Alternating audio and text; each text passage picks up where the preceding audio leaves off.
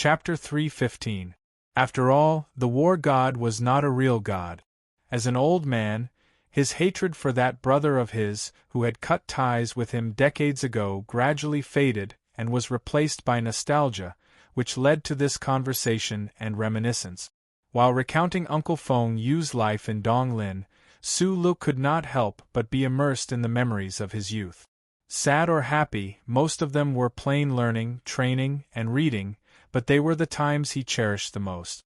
After escaping from Donglin as a fugitive, Su Lu did not have many opportunities to talk about his past with others. Today, in front of this old man, this was the first time he could slowly narrate without any psychological barriers, so it was inevitable that he was immersed. Just as he was immersed in a warm state, he was shocked by the sudden question. He subconsciously raised his head and met the old man's eyes. In this moment, the old man's eyes no longer held any emotion or nostalgia, much less any warmth or kindness. They were as calm as a mirror, as cold as ice, and as sharp as a knife. They cut through the space of the interrogation room and pierced deeply into Su Li's eyes. In the past, Su Lu had only heard of gazes as sharp as knives in literature. Only today did he know that this description was actually true. In this world, there really were people whose gazes could be so sharp that they seemed tangible. Because this person was called Li Pifu. This person had once stood above tens of thousands of people, watching the black clouds bloom on the planet, watching the wreckage of battleships scatter among the stars, watching the severed limbs and bloody corpses on the battlefield, and seeing the flower-like Mecca. He had once, at the closest distance, seen the stunned and gloomy eyes of an emperor of an empire before he died. This kind of person, this kind of gaze, the condensation of countless years of life and death, the wisdom of strategy, and the piercing killing intent that soared to the heavens, how could a normal person bear it? Su Lu only felt that he was suddenly in the coldest winter day in Linhai province, his entire body naked. Then, he was splashed with a basin of cold water from head to toe. Finally, a cold knife pierced between his eyebrows, freezing his brain and hurting his spine until his nerves were numb. He could not summon any thoughts of resistance or the courage to lie. What star chart? In the ice cellar, he subconsciously answered in a daze.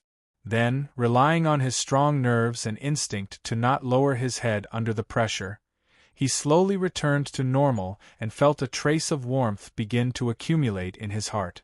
Feiqing Li Pifu, who was this kind of person? At first, he warmly reminisced about the past, but in the silence, a clap of thunder sounded in the biting cold. During the conversation, he meticulously and perfectly displayed the commanding wisdom that he had once used on the battlefield, in order to get the truest answer from Su Lu. The old man quietly looked at Su Li's eyes.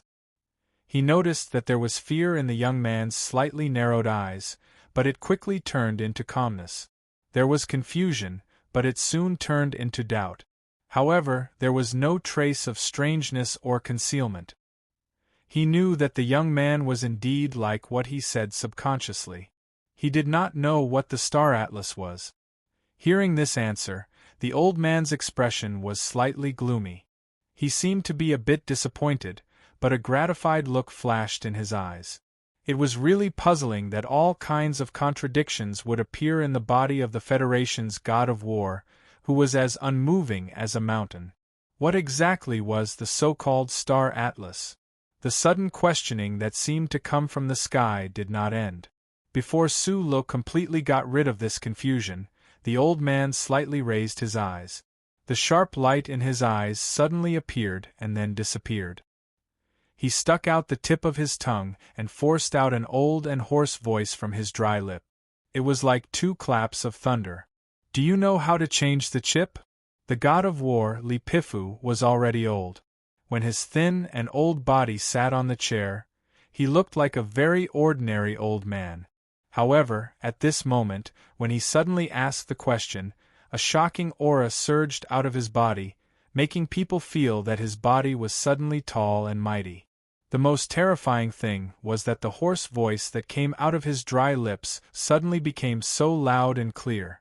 It repeatedly collided in the quiet interrogation room, rumbling like thunder in spring, as if it would never stop. "Do you know how to change the chip?" This question sounded simple and straightforward. It was like asking Sulu if he knew how to repair electrical appliances. "Do you know how to cook?" It was even a bit funny. However, when it came out of the old man's mouth, it was not funny at all. Sulu felt that his eardrums were a bit painful from the vibrations. His mind was also a bit muddled. He subconsciously thought of the first time he met Madman Li in Linyuan. This guy also spoke with a buzzing voice, as if there were hundreds of little people in his chest uniformly beating drums. The fact that he had the extra energy to think about these questions proved that Su Lu was not shocked by the God of War's sudden question. At the very beginning, if the imposing old man across the table had asked this question, in his days, even if Su Lu dared to hide the truth, the emotions in his eyes and some small movements of his body would have been seen through by the other. However, Li Pifu had asked about the star map. Sulu really did not know what a star map was, so he did not lie and safely passed the first question. He had stronger nerves and a stronger will than the average person, so he woke up faster. After the first question, a strong sense of wariness rose in his heart. His eyes were still dazed, but his left hand under the table was already clenched tightly, forcibly controlling every pair of muscle fibers in his body so that the corners of his eyes, brows, and lips would not tremble in the slightest. That depends on what kind of verification chip it is. If it's related to mecha and self-propelled armored vehicles, I'm more proficient, but I'm not very familiar with warship systems. Sulu rubbed his forehead and began to answer the old man's questions. At first, he was still a little dazed from the shock, but gradually, he became much more natural. In the end, he frowned and looked across the table, asking curiously, "What exactly do you want to ask?"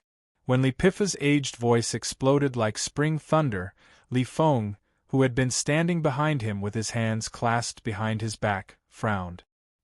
He lowered his head and lowered his eyes, forcing himself to maintain his composure. He knew the secret of his grandfather's ability to look down on the universe, because this was originally the secret of the Lees of Philadelphia. However, this was also the first time he had learned that his grandfather could actually use that power in his body so miraculously. He could release it without using his own body. A trace of daze flashed through Li Feng's lowered eyes. His father had not embarked on the path of cultivation, so he was probably the person closest to his grandfather. However, when would he be able to reach this level? Was there anyone else in the universe who could be so powerful? That granduncle whom he had never met, but whom his father revered so much, could he do this?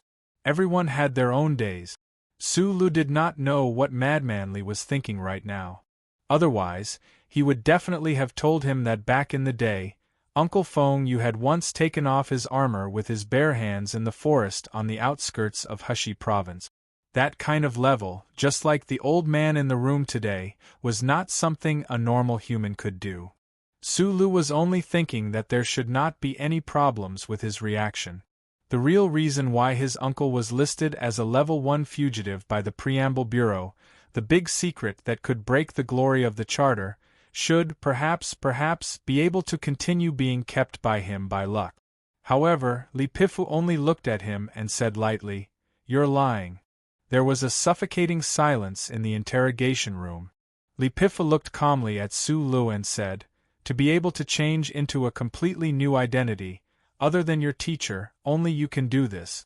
I only want to know if he helped you or if you completed all of this yourself. If it is the former, you have no meaning to the federal military. If it is the latter, I think the military needs a talent like you." This was a very low-level threat and enticement, but when it came from the mouth of the Federation's military god, it immediately became different. This was because only this old man had enough qualifications to say these words and make his own promise. Su Lu was silent for a long time before he said with difficulty, "Uncle helped me change my identity. I don't understand how he did it. He was a sincere person and rarely lied in life. He was an orphan in Donglin. In order to survive in his childhood, he often had to lie. His twisted and seamless life, the dance of lotus flowers and mud, gave him the most sincere and amiable appearance and even temperament. However, at the core of his appearance and temperament, in his bones, he still retained the craftiness and methods of the lowest level of Federation society. In order to survive, under the cover of the simple and honest sunlight, it was not difficult to tell a big lie and deceive all living things. The military god Lipifu was not one of the living things. Unfortunately, for the past several decades, he, that madam, and the Bureau of Proclamation only knew that the traitor who wandered the Federation with a different appearance had this ability. However, they did not know the method he used to realize this ability. Thus, at this moment, it seemed that the old man believed Su Li's explanation. The interrogation room once again returned to a deathly silence.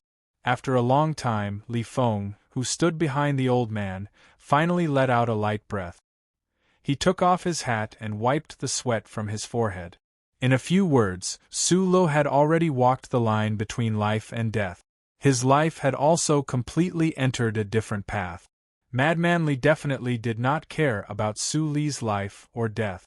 However, he also did not want this person, who was worthy of being his opponent, to silently die in a military prison like this.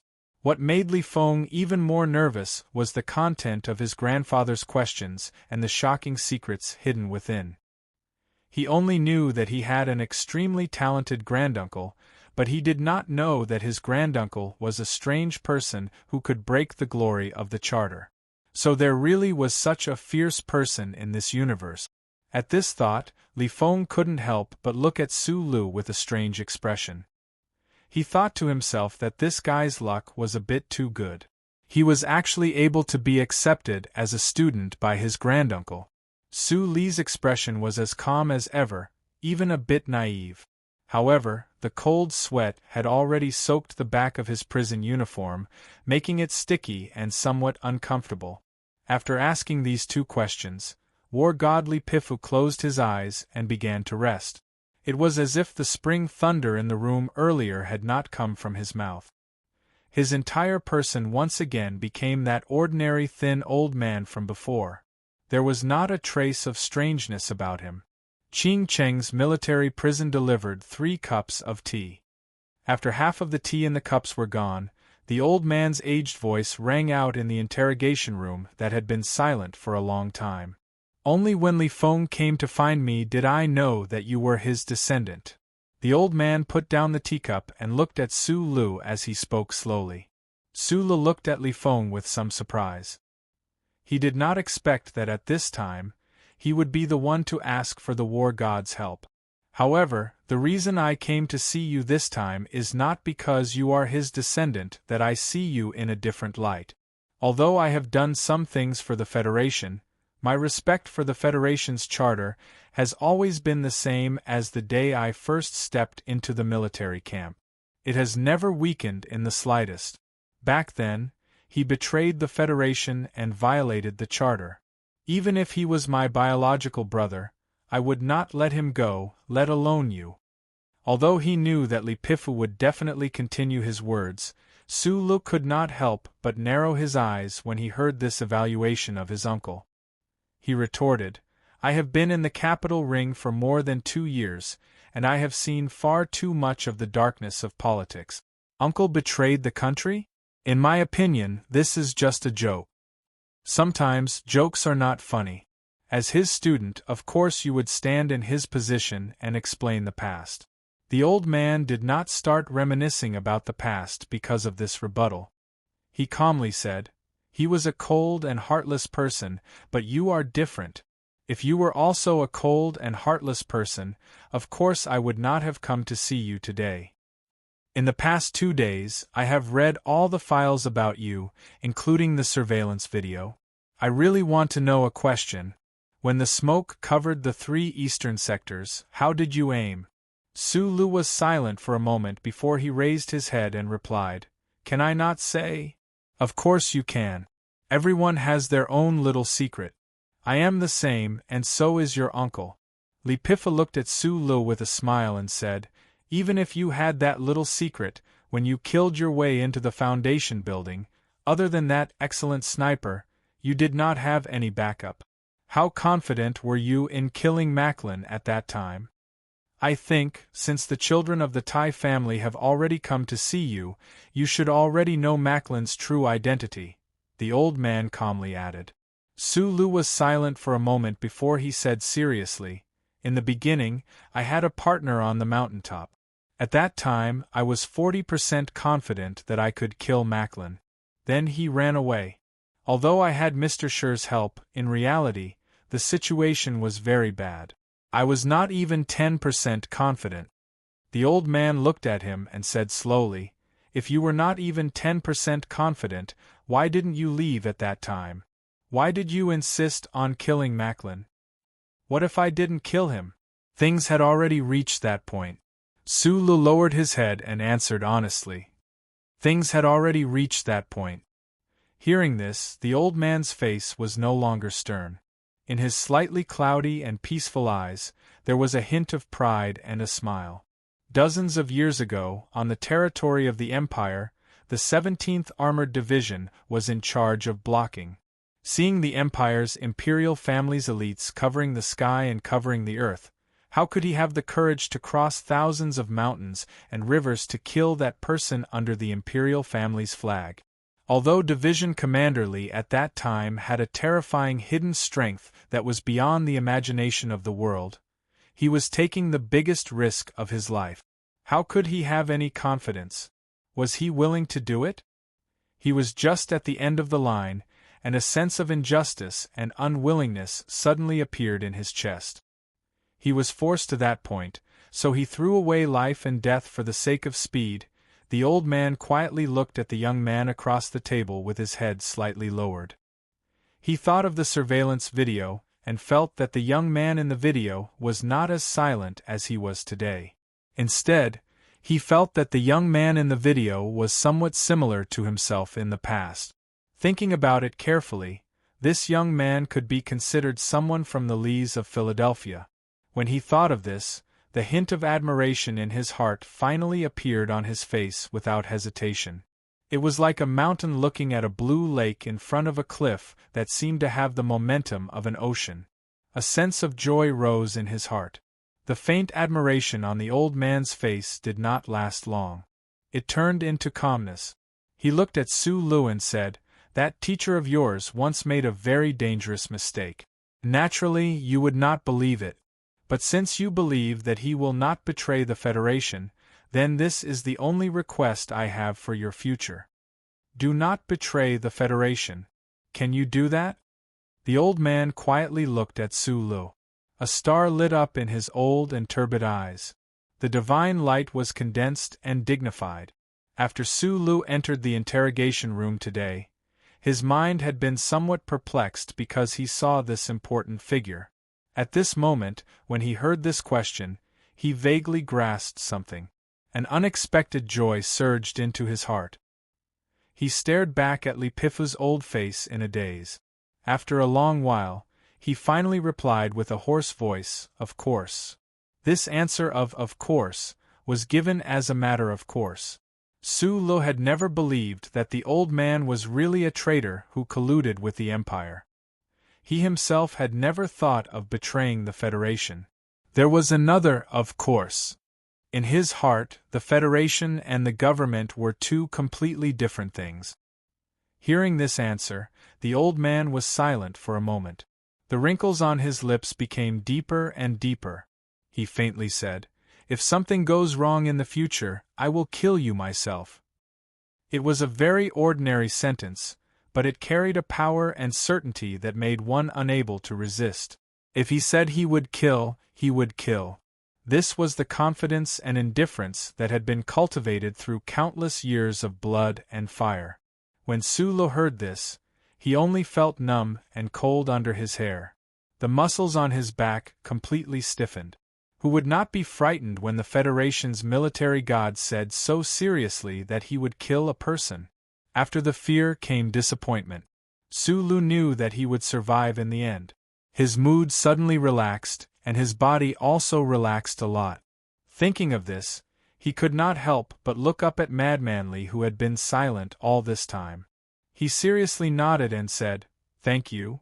If Li Feng had not told the details of the fight in the Linyuan to the old man, how could this important figure, who had watched the mountains and the fish by the lake for many years, personally come to the military prison of Qinqing to see Su Lu, the terrorist? No need to thank me. Yuzi came to find me. If you want to thank someone, thank her. Besides, since you are my student, of course I will not let you die for no reason. Li Feng stood behind the old man. There was a trace of coldness in his expression that did not match his age. There was no sense of his usual craziness. There was only calmness. He said in a cold voice, "I am not doing this for Lu Hua's sake. In my opinion, it is better that he does not have a father like you. I let you live because I hope that we can meet on the battlefield in the future and return that name to you." That name was naturally referring to the bet on the battle on Mount Kaki. From that day on, the genius Lieutenant Colonel Li Feng had to call Su Lu uncle whenever he saw him. This was really a great humiliation. The old man suddenly opened his mouth and called, "Li Feng, here." Madman Li, who was staring coldly at Su Lu, suddenly heard his grandfather's voice. He subconsciously stood at attention and puffed out his chest. The old man looked at Su Lu. Without turning his head, he said lightly, "If Su Lu betrays the Federation in the future and I die of old age, you will be responsible for killing him." Li Feng's eyes flashed with coldness. He said in a low voice, "Yes, Marshal." Su Li's heart skipped a beat. "But if he does not betray, remember to call Su Lu uncle when you see him in the future." "Ah!" Li Feng's eyes widened. He stared at the back of his grandfather's white head, not knowing what to say. The old man did not pay attention to his reaction. He slowly stood up. Without saying anything to Su Lu, he put his hands behind his back and walked out of the interrogation room with his body slightly bent. Watching the old man's figure walk past him, Su Lu felt as if there was a strong wind blowing past. The wind's speed was extremely slow, but it contained endless power. He knew that he should stand up at this time, but the complicated feelings of shock and relief in his heart made his legs somewhat weak. He had told a big lie about the chip replacement. In the end, he was actually able to fool the Federation's war god. Su Li's face was slightly pale. He sat in the chair, feeling both fear and relief. At this time, the old man suddenly turned his head and glanced at Su Lu. His gaze was like thunder and lightning. It fell on the incomparably hard table, as if it could directly penetrate and look below. Su Li's left hand had been carefully hidden under the table.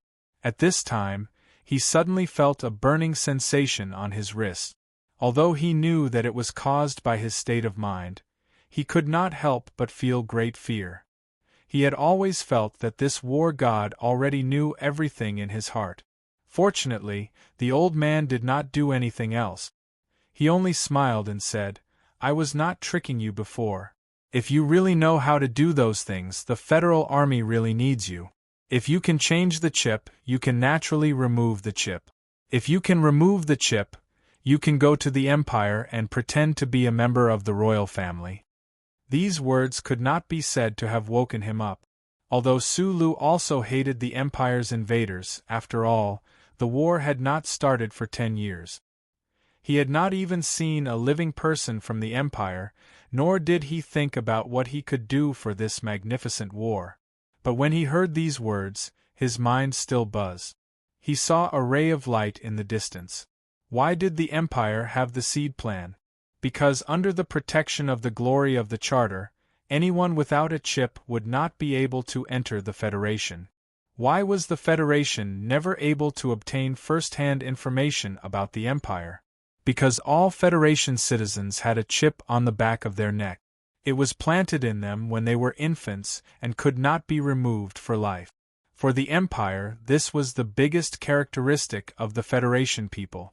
Only Uncle Fengyu, only he, seemed to be able to freely travel between the Federation and the Empire. If he entered the Empire, wouldn't he be able to do a lot of things for the Federation? This thought flashed through Su Li's mind, and he fell into silence. The sound of footsteps faded away. Su Lu stood up with some difficulty and turned his head to send off the backs of the old man and the young man. Above the deep corridor outside the interrogation room was a transparent dome.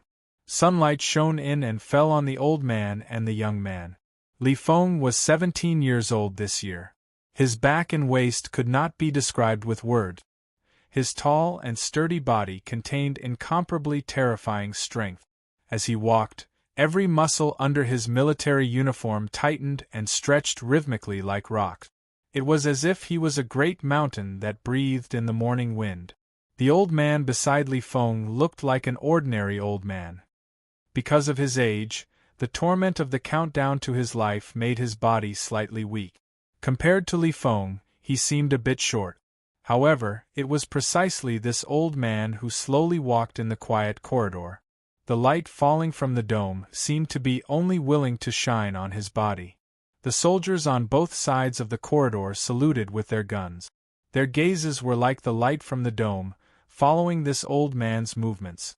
The soldiers in the military prison probably never thought that they would actually be able to see the face of the Federation's military god with their own eyes.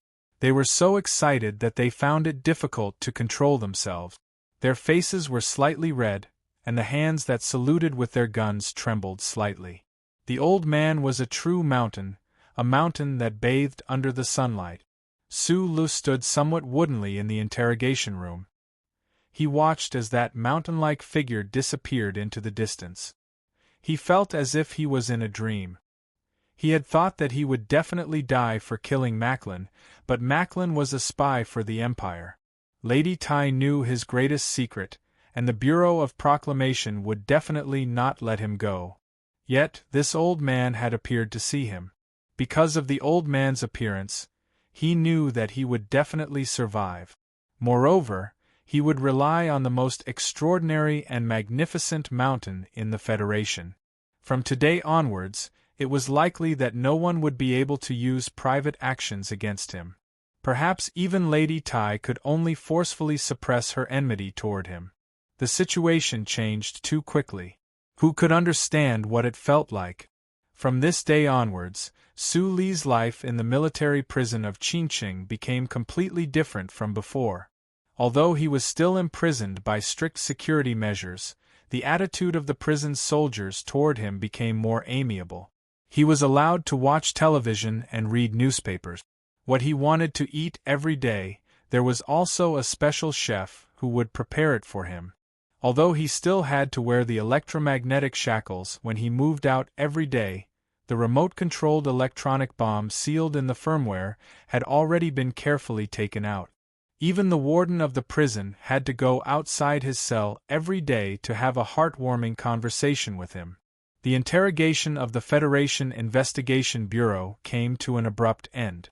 However, the military court sent over the relevant legal document.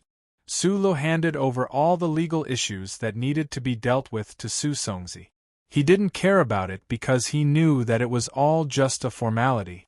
The sudden change in prison life was naturally due to the 2 consecutive visits, especially that day when Li Pifu came and talked in the secret room. The military god had made his stance known. The entire Federation had to wash their ears and listen to where the wind was blowing. On a sultry day in June, Su Lu lay on the bed, enjoying the cool and fresh air through the vent. He was eating a bunch of grapes with his left hand and casually flipping through a paper book with his right hand. He was thinking about how he should deal with Shi Qinghai. At this moment, he heard the warden's extremely gentle voice from the intercom. Chapter 316. This was Su Li's last night in Qingqing's military prison. He stood by the window and looked at the wild grass outside. He thought about the ups and downs of this period of time and couldn't help but feel emotional. With a different state of mind, the scenery in his eyes would naturally be somewhat different.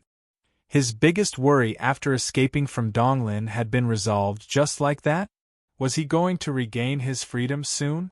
The Leas of Philadelphia was a towering mountain. Sulu knew that the reason he could stand on this mountainside and look down at the scenery peacefully was all because of that uncle whose life he didn't know if he was alive or dead.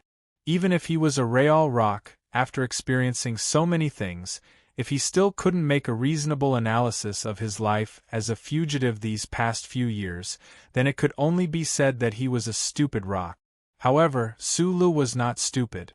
The identity chip behind his neck had been changed, and he was arranged to enter UA University.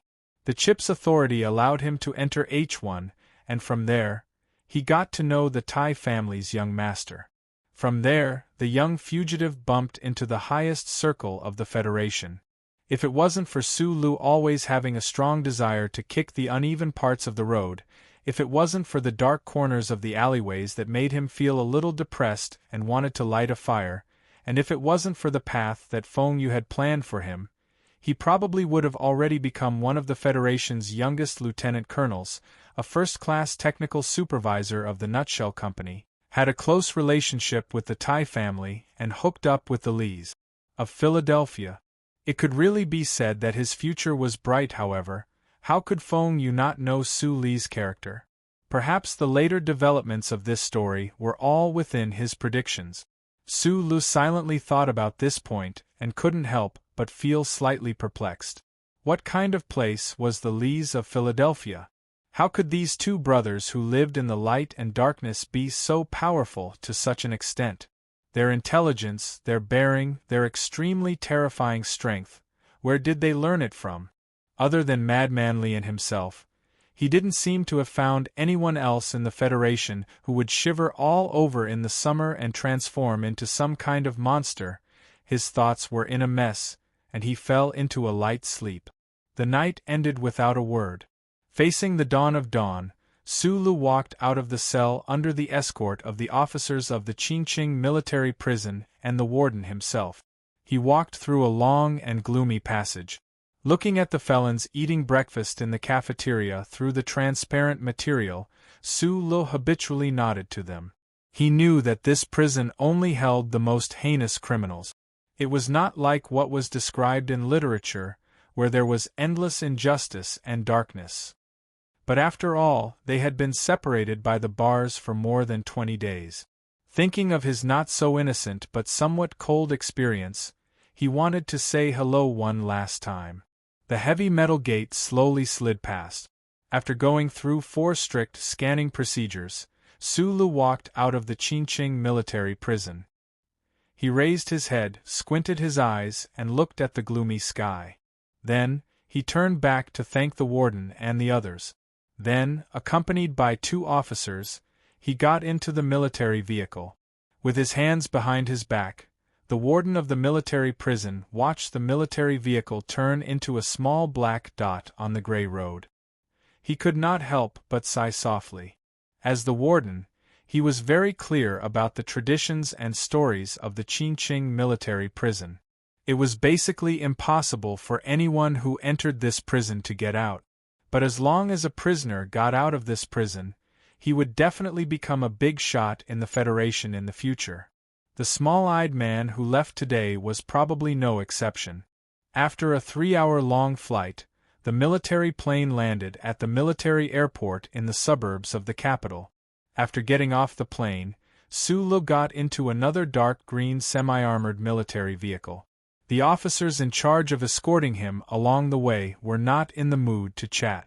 Su Li's shackles had been removed, but he did not have the urge to escape. He just squinted his eyes and greedily looked at the familiar streets of the capital outside the window, as well as the row of towering buildings in the distance.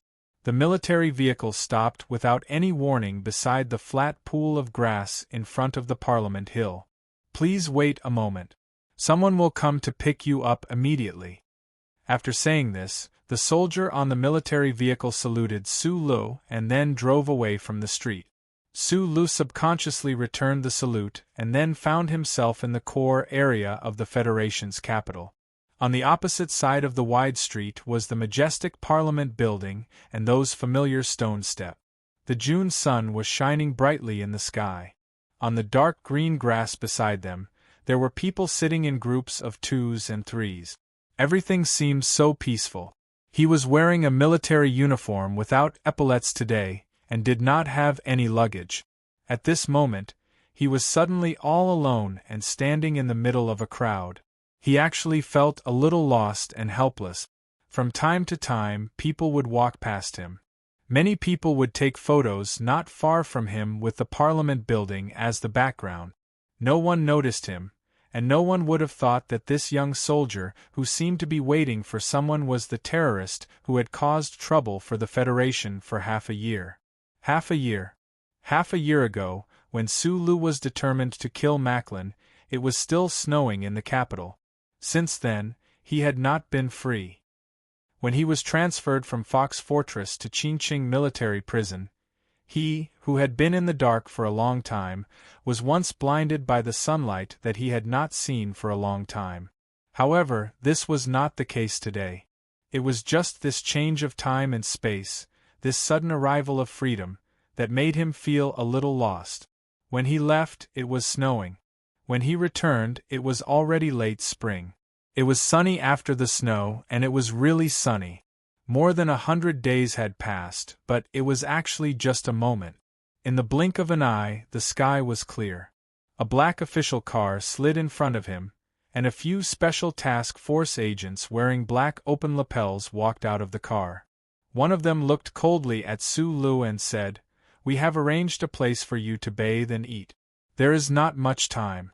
Mr. President still has a schedule in the afternoon. At noon, he will be waiting for you at the official residence." Sulu nodded subconsciously. South of the capital, George Carlin Foundation Cultural and Arts Center. In the largest auditorium of the George Carlin Foundation, the Nebula award ceremony was being held.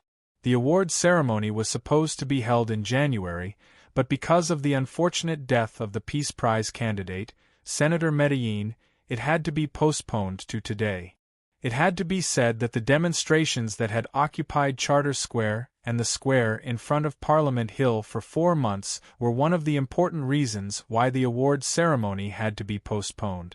The Nebula Award was an official award of the Federation, and its authority and sense of honor were unquestionable. During the process of awarding the Basic Physics Award, Space Technology Award, and Biotechnology Award, the applause in the hall did not stop. All the guests who participated in the award ceremony did not hesitate to express their sincere congratulations to the scholars who won the award. When Governor Ross replaced Senator Medellin to receive the Peace Prize, the applause in the George Carlin Foundation reached its peak. Everyone collectively stood up and expressed their most sincere respect and condolences to the old man who had fought for the Federation all his life, who had bravely resisted the invasion of the Empire, who had adhered to the principle of nonviolence for the rest of his life, and who had finally died at the hands of fanatical nationalistic terrorists in Green Dragon Mountain. This mood continued until the chairman of the Nebula Award Committee raised his voice and invited President Pabre to come on stage to give a speech. Then, there was a slight change. The guests who had just sat down all stood up again to welcome the arrival of the President of the Federation. Over the years, in the upper class of the Federation, the guests who were qualified to appear in the George Carlin Foundation were always somewhat disdainful or indifferent to this dark-skinned politician who came from the lowest class of miners in society. However, Mr. Pabre was now the president of the Federation, so they had to cover up their feelings very well. Especially in the past 6 months, President Pabre led the government cabinet and dealt with the chaos caused by Senator Medellin's death with extreme force and means, ensuring the smooth operation of the Federation. He demonstrated his extremely powerful political wisdom and means. The people in the upper class of the Federation had begun to accept and respect this dark-skinned, middle-aged man from the bottom of their hearts. The guests looked at President Pabre on the podium and couldn't help but think about the commotion caused by the Federation government in the past few months in response to Senator Medellin's death. they couldn't help but feel a chill run down their spines. The Federation government announced the results of the investigation in the shortest time possible and appeased some people. Meanwhile, President Pabre personally went to Linhai State University City to talk to the excited students. It was said that at the scene of the conversation, President Pabre's tone was calm and his attitude was firm. However, everyone knew that President Pabre had never stopped praising George Carlin. Even the award ceremony of the Nebula Award was held at the George Carlin Foundation Cultural and Arts Center under his arrangement, 2 hands at the same time, one to appease, the other to be firm. When the fanatical Senator Medellin's youth army in the Federation occupied the square and attacked the Parliament building, and when S2 entered the factory to call for a general strike, President Pabre responded in a way that no one would have thought possible. The 3 major unions, which had been silent for nearly 2 years, came forward. The members of the 3 major unions in the Federation were countless. They represented the ordinary workers and had fought for countless years against the capitalists. They cooperated with the anti-government army in Green Dragon Mountain from afar, and their influence among the lower-class people and industrial workers was extremely far-reaching.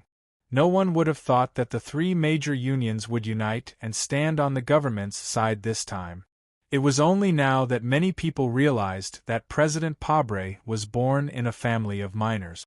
In the past few years, he had been the chief lawyer of the 3 major unions until he officially stepped into the political arena. During those years, Mr. Pabre and his subordinates, who were still lawyers, had fought countless public interest lawsuits for the 3 major unions. They had fought for countless benefits for the lower-class people who had been harmed and insulted. Now, the 3 major unions had begun to help Mr. Pabre.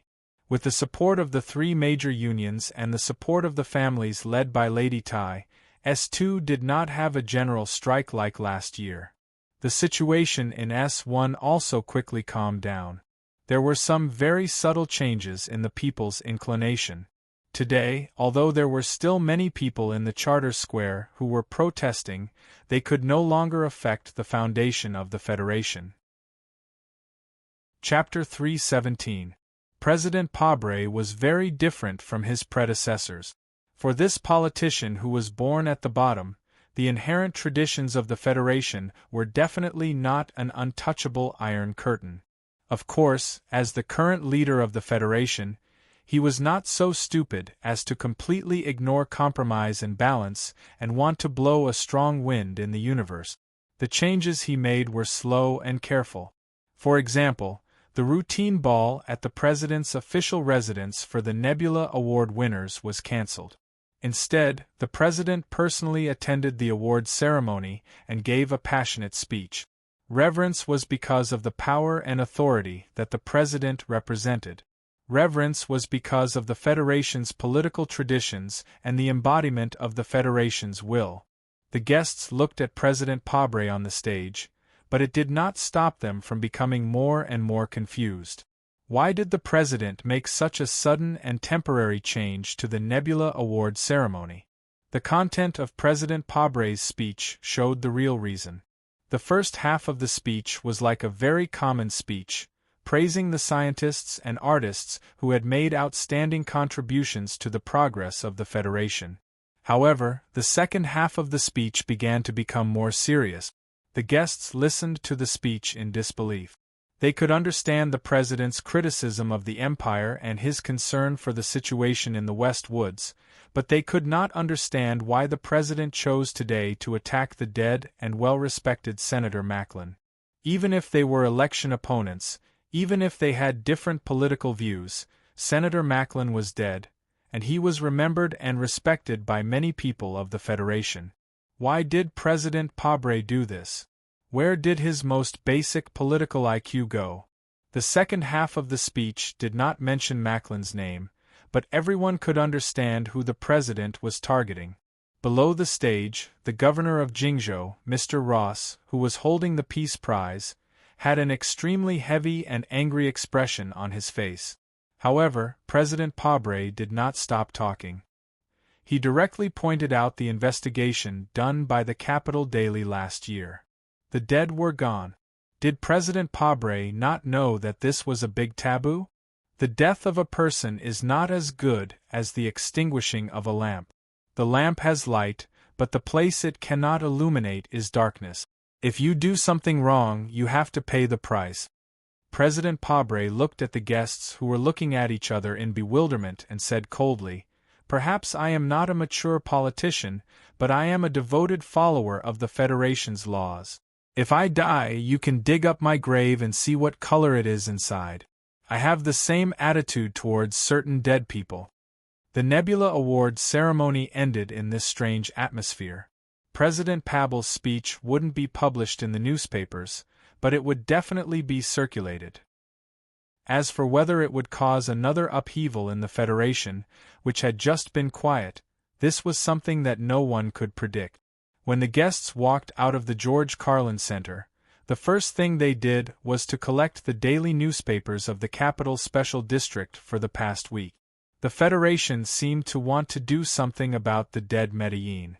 President Pabre mentioned the investigation of the Capital Special District daily. Only then did people remember that President Bob and reporter Wood, who had just been discharged from the hospital, seemed to have returned to the newspaper that was famous for exposing the truth. The police car cleared the road, and the black presidential motorcade slowly drove into the official residence.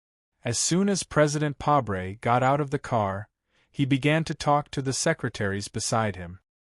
His voice was low, but it was exceptionally clear and powerful.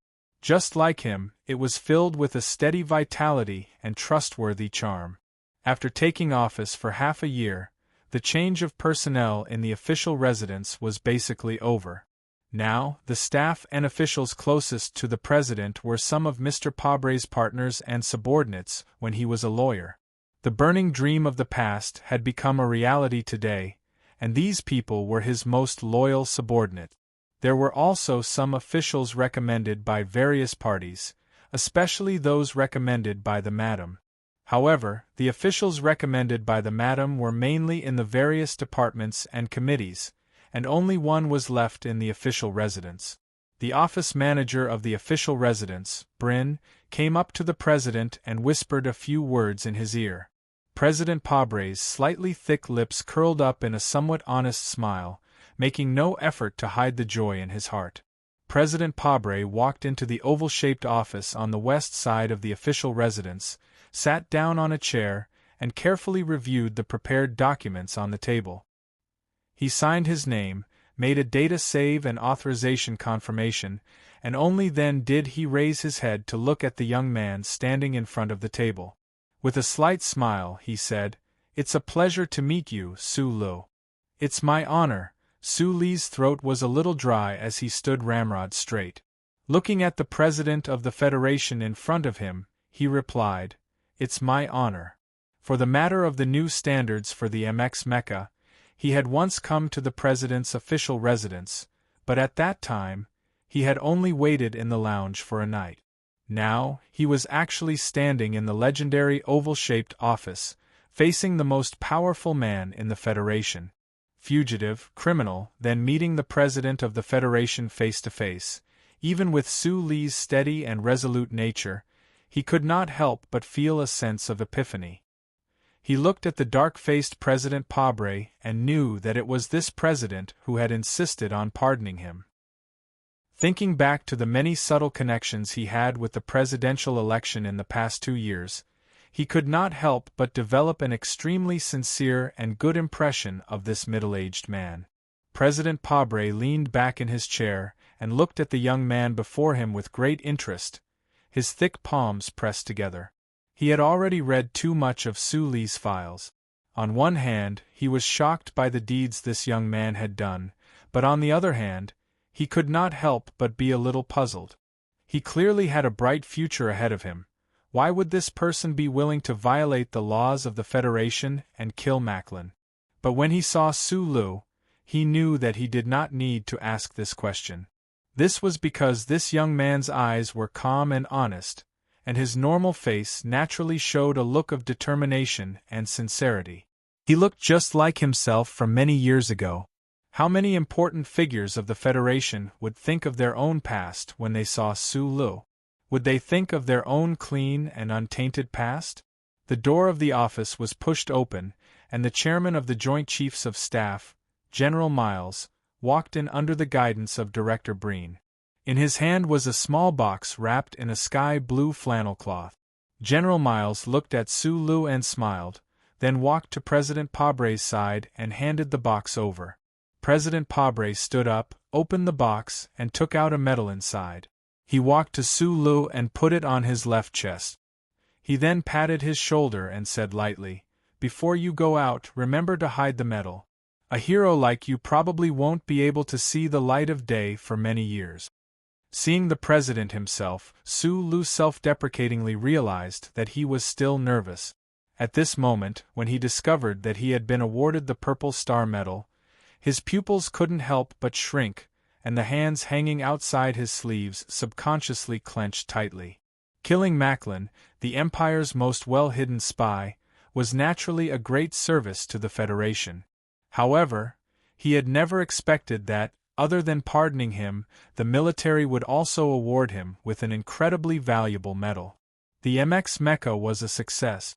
I remember that you also have a medal. You can wear that one. President Pabre noticed Su Lu's reaction and couldn't help but find it somewhat interesting. In a deep voice, he said, "Do well in the military from now on and resist the Empire's invaders. The Federation needs people like you." Su Lu glanced at the medal on his chest out of the corner of his eye.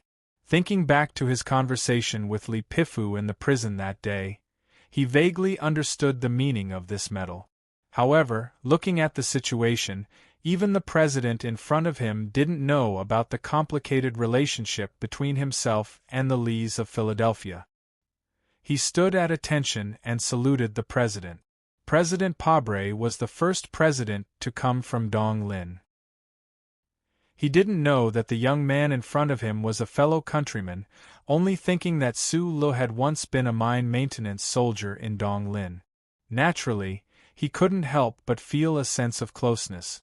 Smiling, he asked, "The military court sentenced you to 732 years in prison, but I never thought that what you did was wrong. The Federation can't give you glory under the sun, and I don't think you'll ask the Federation to compensate you for the 100 days you spent in prison. If you have any thoughts, you can say them now." General Miles stood to the side and smiled at Su Lu.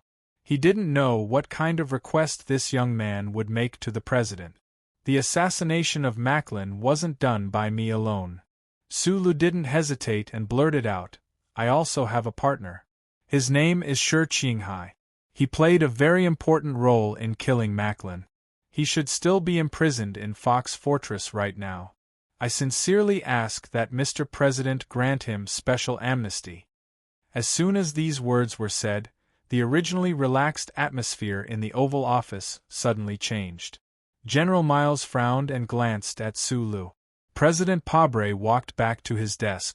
After a moment of silence, he said, "If I remember correctly, this person called Shi Qinghai is an intelligence agent for the anti-government forces of Green Dragon Mountain." "I know, but I saw the news yesterday. I heard that Mr. President is preparing to restart negotiations with Green Dragon Mountain," Su Lu replied with his head lowered. "The invasion of the Empire is imminent. The Federation needs to be united internally. I do intend to invite the leader of Nanshui to the capital for negotiations." 2 years ago, Mr. Pabre, who was still a member of Parliament, had reached an agreement with the anti-government forces of Green Dragon Mountain. Now that he was the president of the Federation, he naturally had to carry out this agreement. Although the government attributed Macklin's death to the fanatical terrorists of Green Dragon Mountain, it didn't affect the overall situation at all. President Pabre didn't need to explain anything to Su Lu, but for some reason, looking at his resolute eyes, he admitted to this point. "The winter before last, when you went to S2, as well as the information transfer and negotiations, it was all facilitated by Shi Qinghai." Su Lu added another bargaining chip. "You insist." President Pabre looked at him with a heavy expression and asked, "I insist." Sulu raised his head and answered very seriously. Chapter 3:18. President Pabre was very different from his predecessors. For this politician, who was born at the bottom, the inherent traditions of the Federation were definitely not an untouchable iron curtain. Of course, as the current leader of the Federation, he was not so stupid as to completely ignore compromise and balance and want to blow up a strong wind in the universe. The changes he made were slow and careful. For example, the routine ball of the Nebula Award winners at the president's official residence was cancelled. Instead, the president personally attended the award ceremony and gave a passionate speech. Reverence was because of the power and authority that the president represented. Reverence was because of the political traditions of the Federation and the embodiment of the will of the Federation. The guests looked at President Pabre on the stage, but it did not prevent them from becoming more and more confused. Why did the president make such a sudden and temporary change to the Nebula Award ceremony? The content of President Pabre's speech revealed the real reason. The first half of the speech was very common. It was warm praise for the scientists and artists who had made outstanding contributions to the progress of the Federation. However, the second half of the speech began to become heavy and pointed. The guests listened to the speech in disbelief. They could understand the president's criticism of the empire, his concern for the situation in the West Woods, and his deep hatred for terrorist activities. However, they could not understand why the president's speech was not directed at the anti-government forces in Green Dragon Mountain, but vaguely pointed at the dead senator and the special investigation that had once taken place. Even if they were election opponents, even if they had different political views, Senator Macklin was already dead. Furthermore, he was remembered and loved by many people in the Federation. Why did President Pabre do this? Where did his most basic political IQ go? After the speech, there was no mention of Macklin's name at all. However, the obscure and direct meaning could be understood by anyone. Below the stage, the governor of Jingzhou, Mr. Ross, who was holding the Peace Prize, had an extremely heavy and angry expression on his face. The dead were gone. Did President Pabre not know that this was a big taboo? The death of a person is not as good as the extinguishing of a lamp. The lamp has light, but the place it cannot illuminate is darkness. If you do something wrong, you have to pay the price. President Pabre looked at the guests who were looking at each other in bewilderment and said coldly, "Perhaps I am not a mature politician, but I am a devoted follower of the Federation's laws. If I die, you can dig up my grave and see what color it is inside. I have the same attitude towards certain dead people." The Nebula Awards ceremony ended in this strange atmosphere. The staff in the office were stunned and immediately started to work to ensure that Mr. President's speech would not be published in the newspapers. However, with so many guests present, the content of the speech would definitely be leaked out. As for whether it would cause any unrest in the Federation that had just been quiet, this was something that no one could predict at the moment. The guests and officials with serious expressions walked out of the George Carlin Center. The first thing they did was to collect the Capital's Special District Daily for the past week. The Federation seemed to want to do something about the dead Macklin. President Pabre mentioned the Capital's Special District Daily's investigation. Only then did people remember that Chief Editor Bob and reporter Wood, who had just been discharged from the hospital, seemed to have returned to the newspaper that was famous for exposing the truth. The police car cleared the road, and the black presidential motorcade slowly drove into the official residence. As soon as President Pabre got out of the car, he began to give verbal instructions to the secretaries beside him. His voice was low, but it was exceptionally clear and powerful. Just like him, it was full of a steady vitality and trustworthy charm. After taking office for half a year, the change of personnel in the official residence was basically over. Today, some of the staff in the official residence were Mr. Pabre's partners and subordinates when he was a lawyer. The burning ideals of the past had become a reality today, and their loyalty and execution were unquestionable.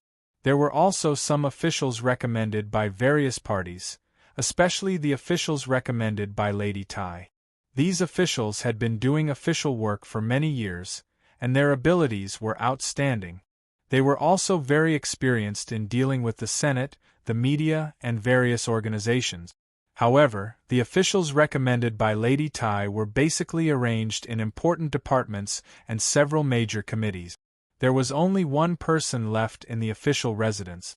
The office director of the official residence, Brin, came up to Mr. President and whispered a few words in his ear. President Pabre's slightly thick lips slightly opened and he smiled. He quickly walked into the oval-shaped office on the west side of the official residence, sat down on the chair, and carefully reviewed the prepared documents on the table. He signed his name, did the data storage, and confirmed the permissions. Then, he looked up and smiled at the young man standing in front of the table. He said, "Nice to meet you, Su Lu." "It's my honor." Su Li's throat was a little dry as he stood straight and looked at the president of the Federation in front of him.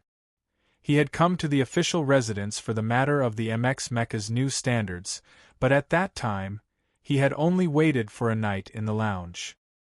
At this moment, he was standing in front of the most powerful man in the Federation and was only 3 steps away. The previous strict inspection and the cold gaze of the only person who knew the inside story, the director of the Special Task Force, made Su Lu understand more deeply what it meant to meet Mr. President.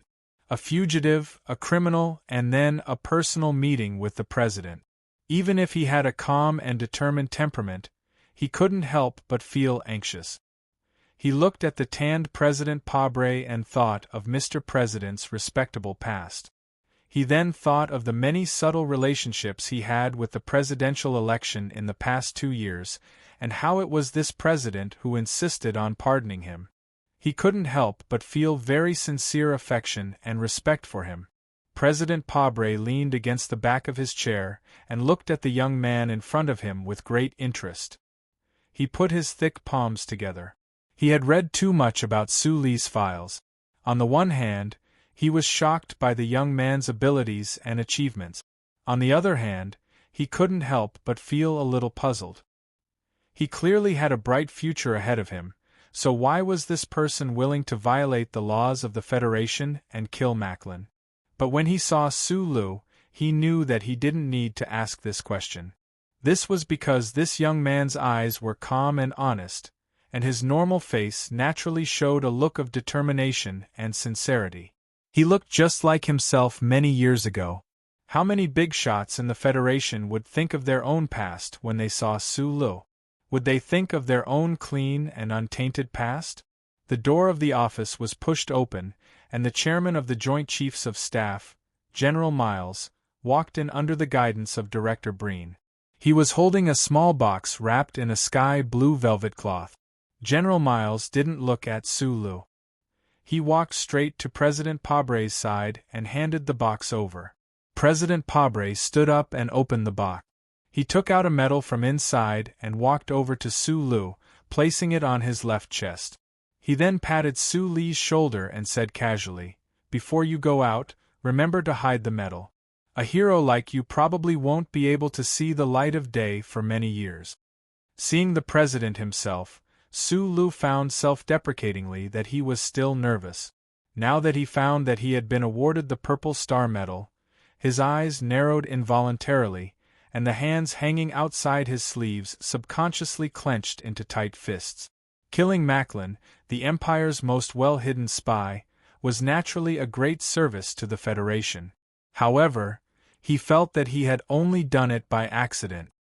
He would never have thought that, other than being pardoned, the Federation would also award him with an incomparably valuable medal. "You've done a great service to the Federation in developing the MX Mecha.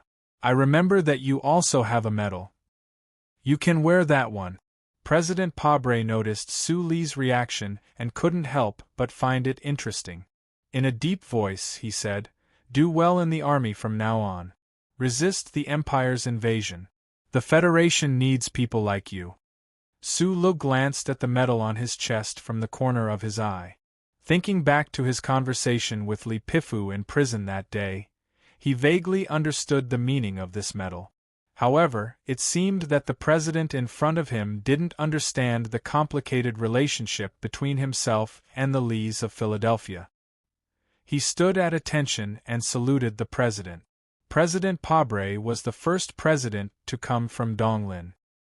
He didn't know that the young man in front of him was from his hometown. He only knew that Su Lu had once been a mine maintenance soldier in Donglin, so he naturally felt a sense of closeness. He smiled and asked, "The military court sentenced you to 713 years in prison, but I've never thought that what you did was wrong. The Federation is unable to honor you under the sun, and I don't think you'll ask the Federation to compensate you for the 100 days you spent in prison.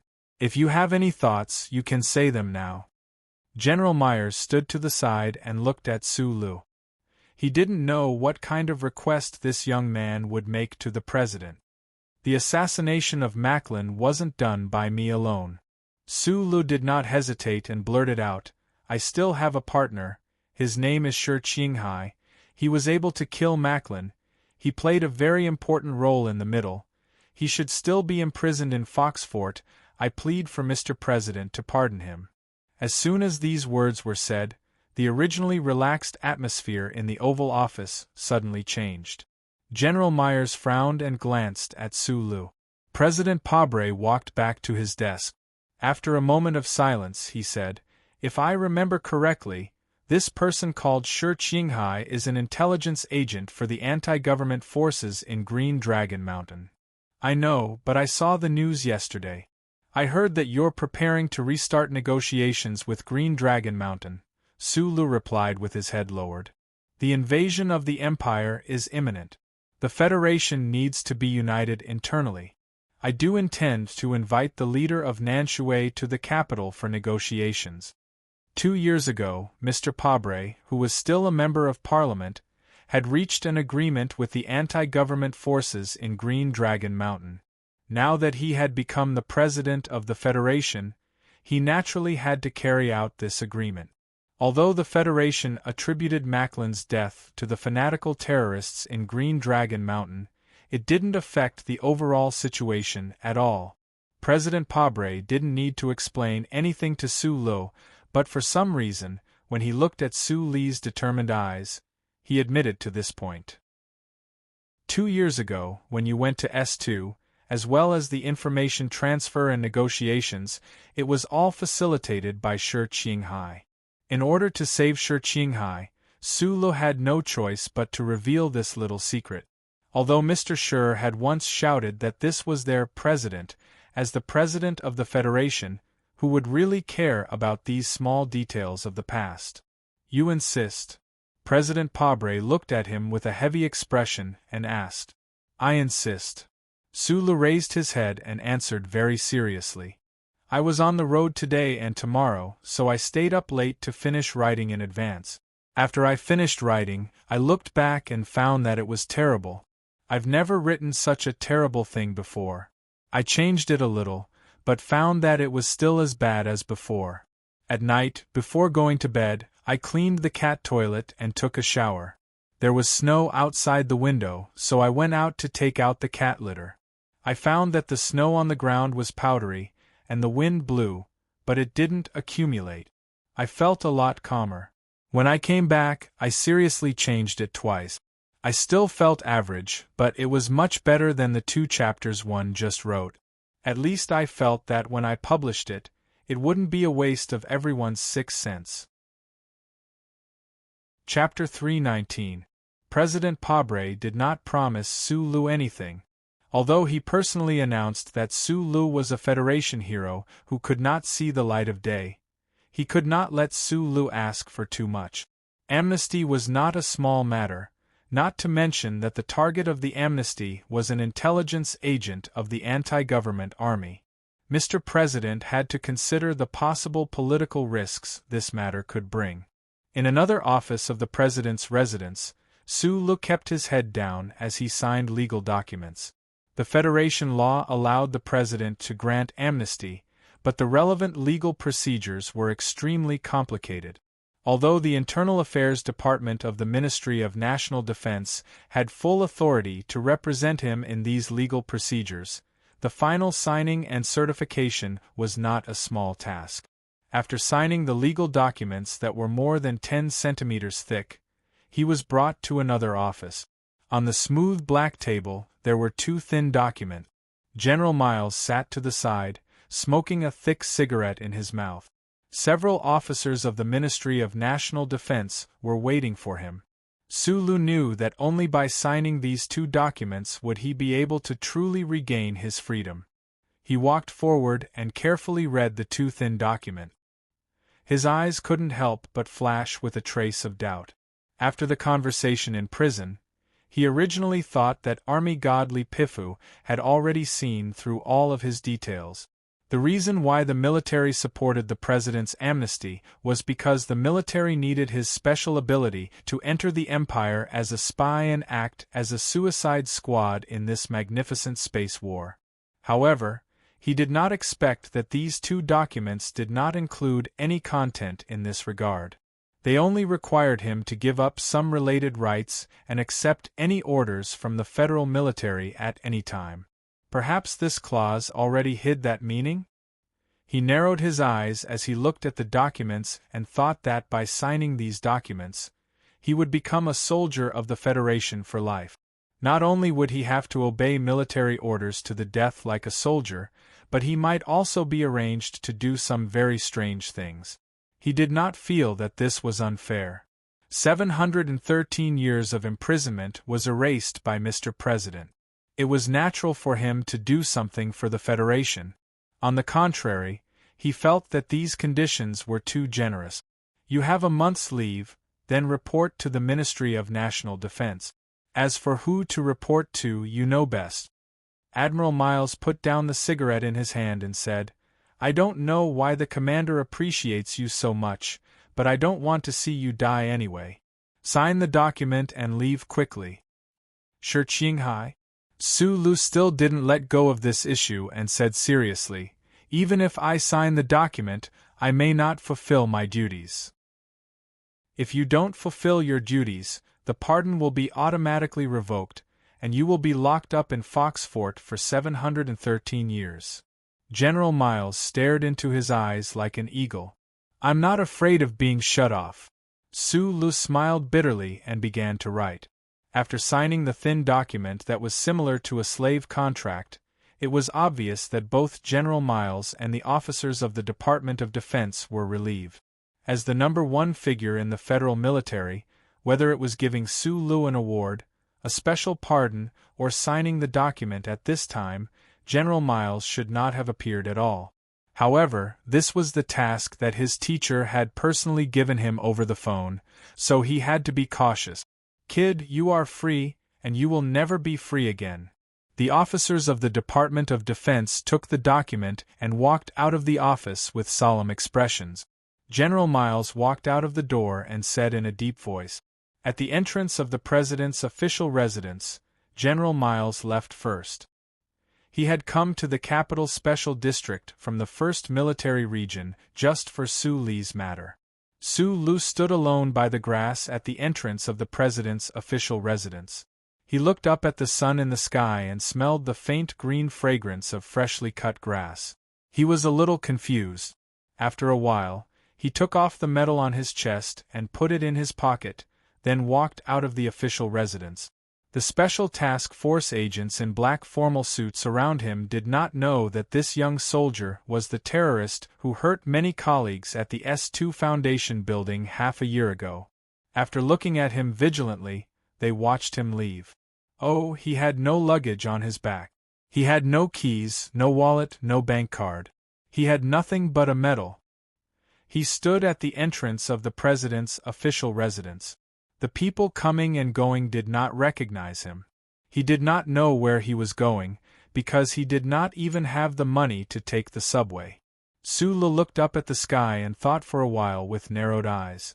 Should he first contact Tai Zuan or Zhou Yu? The problem was, Did he have to go into the official residence and borrow a phone from the president? At this time, a black car without a logo slowly drove over. The pass on the window made the security personnel around the official residence not have any emotional reaction. The window slowly rolled down, revealing Tai Yuan's pale and thin face. He smiled and said, "Lost?" "Well, a little." Su Lu smiled happily and opened the door. Tai Yuan waved his hand and said, "You drive." Su Lu was slightly stunned. He got into the familiar driver's seat and gently stroked the perfect steering wheel. He looked at the mini radar display window on the car computer and realized that it was his car. "Where are you going?" Tai Yuan was wearing a military uniform today. He leaned against the window and asked, "I want to go home and have a look." Su Lu started the car and at the same time reached out his hand. "But I want to make a call first." Tai Yuan handed over the phone. Su Lu dialed a familiar number. After pausing for a moment, he said into the phone, "Yuzi, I'm out."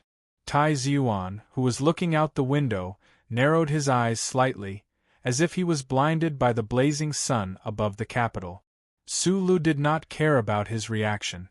He said softly to Zhou Yu on the other side of the phone, "I'm sorry, that hooligan is still locked up. But they promised to do their best. Maybe he will be released soon." In the end, he said very seriously, "Thank you." The black car passed through the number 2 highway. Accompanied by the slight hum of the engine, the sunroof opened. The sun and the warm wind of late spring came in and sprinkled on Su Lu and Tai Yuan's upper bodies. The wind blew their hair. "It's easy to get sick when you're exposed to too much wind," Tai Yuan said. "You've been in the army for so long. Isn't your body stronger than before?" From Tai Yuan's military uniform and slightly changed temperament and facial color, Su Lu had long guessed where this guy had been hiding for more than a year. Su Lu had never cared about Tai Yuan's identity. He was the crown prince who was worshipped by most people in the Federation. He was only his friend, and the weaker one among his friends. This was because the crown prince's body was not very good. He had fainted in his arms before. "I can't believe you were promoted to a major so quickly. I've done so many things, but I'm still just a captain. I was trained in the military. In the Lufeng Slope Club, the lieutenant colonel epaulets were already prepared for you. But in the end, you ran to S2 to play the role of a lone hero." A faint mockery seeped out from Tai Yuan's hairy upper lip. He was younger than Su Lu, but that weak and inexperienced feeling had long been blown away by the wind and smoke of Green Dragon Mountain. All that was left was calmness and confidence. Su Lu raised his eyebrows and said, "I never wanted to play the role of a hero. Who knew that Macklin was actually a spy for the Empire? I admit, I'm just a guy with too much luck." He took out the medal from his jacket pocket and threw it over. Titon looked at the shining purple star medal in his hand and said with a sigh, "When Li Pifu was your age, he only had 2 purple stars on his chest." Su Lu smiled and didn't continue to discuss his own matters. He began to ask Tai Yuan about his life in the military for more than a year. He hadn't seen blood. Had he ever fired a gun? How did he get first place in the anti-terrorism exercise? And if there were any other girls besides Bai Qi in the black car? Cheerful laughter gradually sounded. Traveling in the free wind and sunshine, a young man had forgotten the darkness of blood and fire, and a young man had forgotten his identity and status. Just like in H1 a long time ago, through the intercom they were talking about very interesting things. At the corner of the corridor, Su Lu took out a key and opened the door of Wang Du's apartment. This was the first time Tai Yuan had come to this apartment. Like the owner of the place, he walked straight to the sofa and sat down. He seriously looked at the size and layout of the room. The air circulation system of the apartment had always been working well. Although no one had lived here for more than half a year, there was still no dust or dirt. Su Lu poured a cup of tea for Tai Yuan and then walked to the balcony. He looked at the green vines and leaves that had regrown and smiled slightly. Yuzi lived here after she got pregnant? Tai Ziyuan put down the teacup and suddenly asked. Yes, in June, the Zhou family took her back. Su Lu didn't turn around and said, the key I took just now was prepared for her. She always likes to forget to bring her key when she goes out. Zolyohua. I went to take a look. The little guy is quite good-looking. Tai Ziyuan's voice was like a riverbed that had been washed by water. It was a little rough. You said it's not yours. Then it's sure Qinghai's? Su Lu turned around and said seriously, you have nothing to do with Zouyu, right? After a moment of silence, Tai Ziyuan smiled and said, indeed, but can you speak to me more politely? Although I didn't help you much this time, and Li Pifu inexplicably took a fancy to you, but, after all, I did want to do something. Is everything okay between you and your wife? We had a quarrel, but it's not a big problem. I didn't go back to Macho Mountain. Mother and son need to calm down for the time being. Tai Ziyuan said lightly, but Su Lu was very moved. In the end, he was too embarrassed to say anything related to gratitude. His smile gradually disappeared. He didn't need to think about what he would do after regaining his freedom or what the federal military would arrange for him. But he always remembered one thing and one person deeply. Can you help me investigate a person? Who? By Yulan. After a moment, Tai Ziyuan put down the phone, looked at him and said slowly, your secretary is in the capital. She's a member of Whitewater Group 7. She's holding a wedding ceremony tonight. Su Lu was silent for a moment. He walked into the kitchen and began to carefully grind a three-pointed fine-edged knife. Chapter 320. Tai Ziyuan walked to the door and saw Su Lu sharpening the knife by the sink. He frowned and said coldly, you're going to make dinner for me personally? Should I feel honored?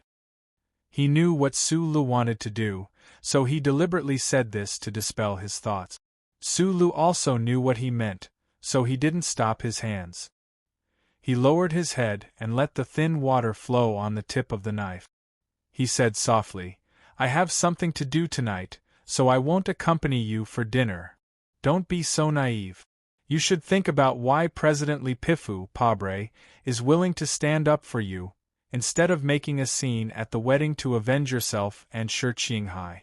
Tai Ziyuan frowned and said disapprovingly, I don't want to make a scene, I just want to ask him face to face, and then, he has to give me back what he should give me back. Su Lu paused for a moment and said seriously. Tai Ziyuan looked at the firm lines on his side face and sighed softly. He thought that this guy's character hadn't changed at all. Even after experiencing so many major events and being locked in a dark prison for so long, he still didn't change at all. Once he set his mind on something, he would do it. He didn't look like a person who had just gotten freedom, who should be happy but still be afraid of self-control. In the evening, the capital special district was bathed in the western sunset glow. The gentle spring breeze and blooming flowers and trees were showing off on both sides of the street. At the end of Lixing Avenue, one could faintly see the high-rise buildings in the city center in the distance and the aircraft gliding by from time to time. All kinds of cars were parked outside a seemingly inconspicuous hotel, and the three-dimensional ray color map at the entrance was constantly changing words and graphic. A black car was parked on the opposite side of Lixing Avenue. The window was rolled down, and one could faintly hear the wedding MC's voice and soft music. Su Lu squinted his eyes and looked over there. He noticed that most of the cars outside the hotel were military vehicles with special license plates of each state. The vehicles were covered with dust, so they must have just come here after a long journey. On the small light screen at the entrance of the hotel, in addition to the changing images and words, there was a row of words that had never changed. Congratulations to Mr. Ning He and Miss Bao Xiaoli on their wedding, and may they grow old together. Ning He is by Yulan's sworn brother. They are both from the 17th Armored Division. Back then, on the mining planet in Bermuda, they saved each other's lives. Therefore, when Ning He gets married, your secretary has to be present. Maybe he doesn't know that you've been released from prison. Otherwise, he wouldn't have come back so openly. Tai Xuan put down the phone and told Su Lu what he had just heard. As the crown prince of the Tai family, even though he had a huge conflict with Macho, it was very easy for him to know the files and past of most of the people in the Federation. Sworn brothers.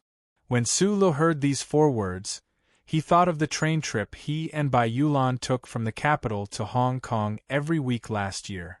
He thought of the seamless cooperation they had when they were developing the MX Mecha. He thought of the rashness at the old moon base and the silence outside the S24 States Peace Foundation building. He couldn't help but feel a little depressed.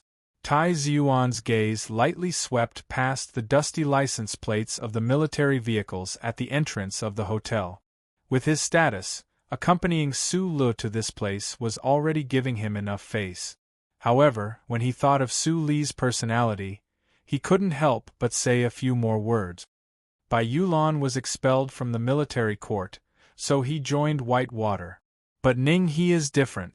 He has always been in the military and is doing very well. Today, there should be quite a few officers from the 17th Armored Division here. These people have a good relationship with Bai Yulan, and those people from the 7th Armored Division. Bai Yulan isn't in active service, but after the incident with the 7th Armored Division, Bai Yulan took all the responsibility. The others didn't have anything to do with it. These people all follow Bai Yulan's lead, so I think they are all willing to give their lives for him. He pointed at the military vehicles and said, most of them are from the 1st Armored Division. Although they have returned to their respective units and become the trump cards of their respective units, they are still very much alive. But I think if anything happens to Bai Yulan, the speed at which they pull out their guns won't slow down at all. Su Lu knew that Tai Xuan was warning him. In the Federation Society, no matter how strong one's background was, if they were to encounter a group of red-eyed active duty officers, they would only be unlucky. This was also why Zhou Yu dared to order the guards to open fire in Linhai State, while the second generation of the 7 great families were much more cautious. Since ancient times, the barrel of a gun had its own unique power and magic. I just wanted to ask him a few questions, Su Lu explained again. Tai Xuan thought to himself, then why did you sharpen your knife so hard? He said softly, the young officer is someone that many people want to win over. Bai Yulan is not an active duty soldier, but he has enough influence in this circle. Of course, this is what he deserves, because he has taken the blame for many of these soldiers, taken the blame and saved their lives. I heard that Shinli sent a gift, so it seems that Bai Yulan's appearance is something that my mother has acquiesced to. I won't get involved in this matter, so be careful. Su Lu nodded, opened the door, and walked out. He avoided the roaring cars on Lixing Avenue, walked past the dusty military vehicles, and stopped at the side door of the hotel. He raised his head and looked at the rotating words of blessing on the 3-dimensional hologram. Through the glass, he looked at the couple on the stage who were smiling happily. His heart warmed slightly, and he decided to wait outside so as not to disturb some irrelevant people. The hotel where the ceremony was held was not very eye-catching, but the wine and food at the wedding banquet were quite good. The wild beef bought from the black market was served as complex protein meat, and the guests tasted it with satisfaction, tacitly silent. The HTD Bureau of the Federation still seemed to strictly enforce the wildlife protection law, but in fact, in many occasions, especially in many occasions in the capital, this law had become a cover. Major Ning He was 31 years old this year. 2 years ago, he was transferred from the 8,384th Unit, which was the 17th Armored Division, to the office of the 1st Military Region's General Staff Officer. Now, he was already a Level 2 Combat Staff Officer. Although he was not a big shot, he had a very good future. At his wedding banquet, many important people from the military region were invited. In this kind of occasion, The HTD Bureau would not blindly carry out official business. According to the tradition of the Federation, Ning He and the bride drank wine and fed each other a piece of soft deep-sea shellfish meat, which represented their affection. The ceremony was almost done. After the chief made a speech on behalf of the staff officer's office, the guests began to eat happily, waiting for the couple to come forward and toast. After a busy day, Ning He felt a little tired, but as the groom, he couldn't let this tiredness show. He whispered something to the bride, then turned his head and saw a familiar figure in the side hall. A sincere smile appeared on his face. He and Bai Yulan had been comrades for many years. They were comrades who had squeezed into the same Mecca and trusted each other in life and death. Although the two of them had not seen each other much in the past few years, and because of the Whitewater Company case, Bai Yulan had deliberately distanced herself from them, but Ning He admitted that he still saw Bai Yulan as his most trusted partner. Today was his wedding day. If Bai Yulan was not here, it would be a regret that could not be made up for. Fortunately, he had rushed back. Ning He raised the empty glass in his hand towards the side hall and smiled. He noticed that Bai Yulan's smile was as calm as usual, but there was an unusual hint of heaviness between her brows. Ning He frowned slightly. He knew that Bai Yulan seemed to have been on some secret mission and caused some trouble. However, with his ability in the military region, he could not find any clues. The moment he turned his head, his gaze swept across the hotel's floor-to-ceiling window. He saw a person standing outside the window and couldn't help but freeze. The young man outside the hotel had an ordinary face and was dressed plainly. His slightly squinted eyes were faintly visible. He gave off an amiable feeling, like a passer-by waiting for someone. But for some reason Ning He felt that this person was very dangerous, extremely dangerous. And the person he was waiting for was definitely someone at the wedding venue. Ning He, who had survived the battle with the Empire in Bermuda, would not feel the slightest bit of fear because of the appearance of such a person. He just did not want to be disturbed at his wedding. He waved his hand and called for an officer in the side hall. He whispered a few words, and the officer's eyebrows twitched slightly. There was a hint of disdain and hatred in his eyes as he nodded. Su Lu did not want to disturb the most important day of a newlywed's life, so he obediently waited outside the hotel. He deliberately put some distance between himself and the entrance of the hotel. However, he did not know that his presence had already disturbed the other party. The sky gradually darkened, and the guests in the hotel had basically all left. Only a few tables of officers in the side hall, the soldiers who had gone through life and death with the groom, were still drinking. After going through all this with great difficulty, Ning He smiled bitterly and cupped his hands in farewell. Surrounded by a group of people, he walked to the main entrance of the hotel and prepared to board the limousine and leave. Ning He glanced out of the corner of his eye and saw that the eye-catching young man was still waiting in the distance. He lowered his head and said to the officer beside him, "I don't want to upset Xiaoli, so I'll go with her first. You let Xiao Bai leave through the side door." "Lao Bai drank a little too much and won't leave," the officer said disdainfully. "What are you afraid of if you go through the front door? Today is your big day. I'll kill whoever dares to cause trouble. Don't worry, I'll take care of this." Ning He smiled and said, "I'm just afraid that you'll make a big deal out of this." The officer beside him was called Xiong Linquan. He was the gunner of Team 7 back in the day. He had followed Bai Yulan to those remote mineral planets and killed countless pirates and Imperial Special Forces who had infiltrated. This person was fierce, and his methods of dealing with trouble were unusually direct and efficient. Ning He had absolute faith in his abilities. It was just that this was a special day, so he said a few more words. From the bottom of their hearts, these soldiers did not think that the man in the distance was any real trouble, so they were not very worried.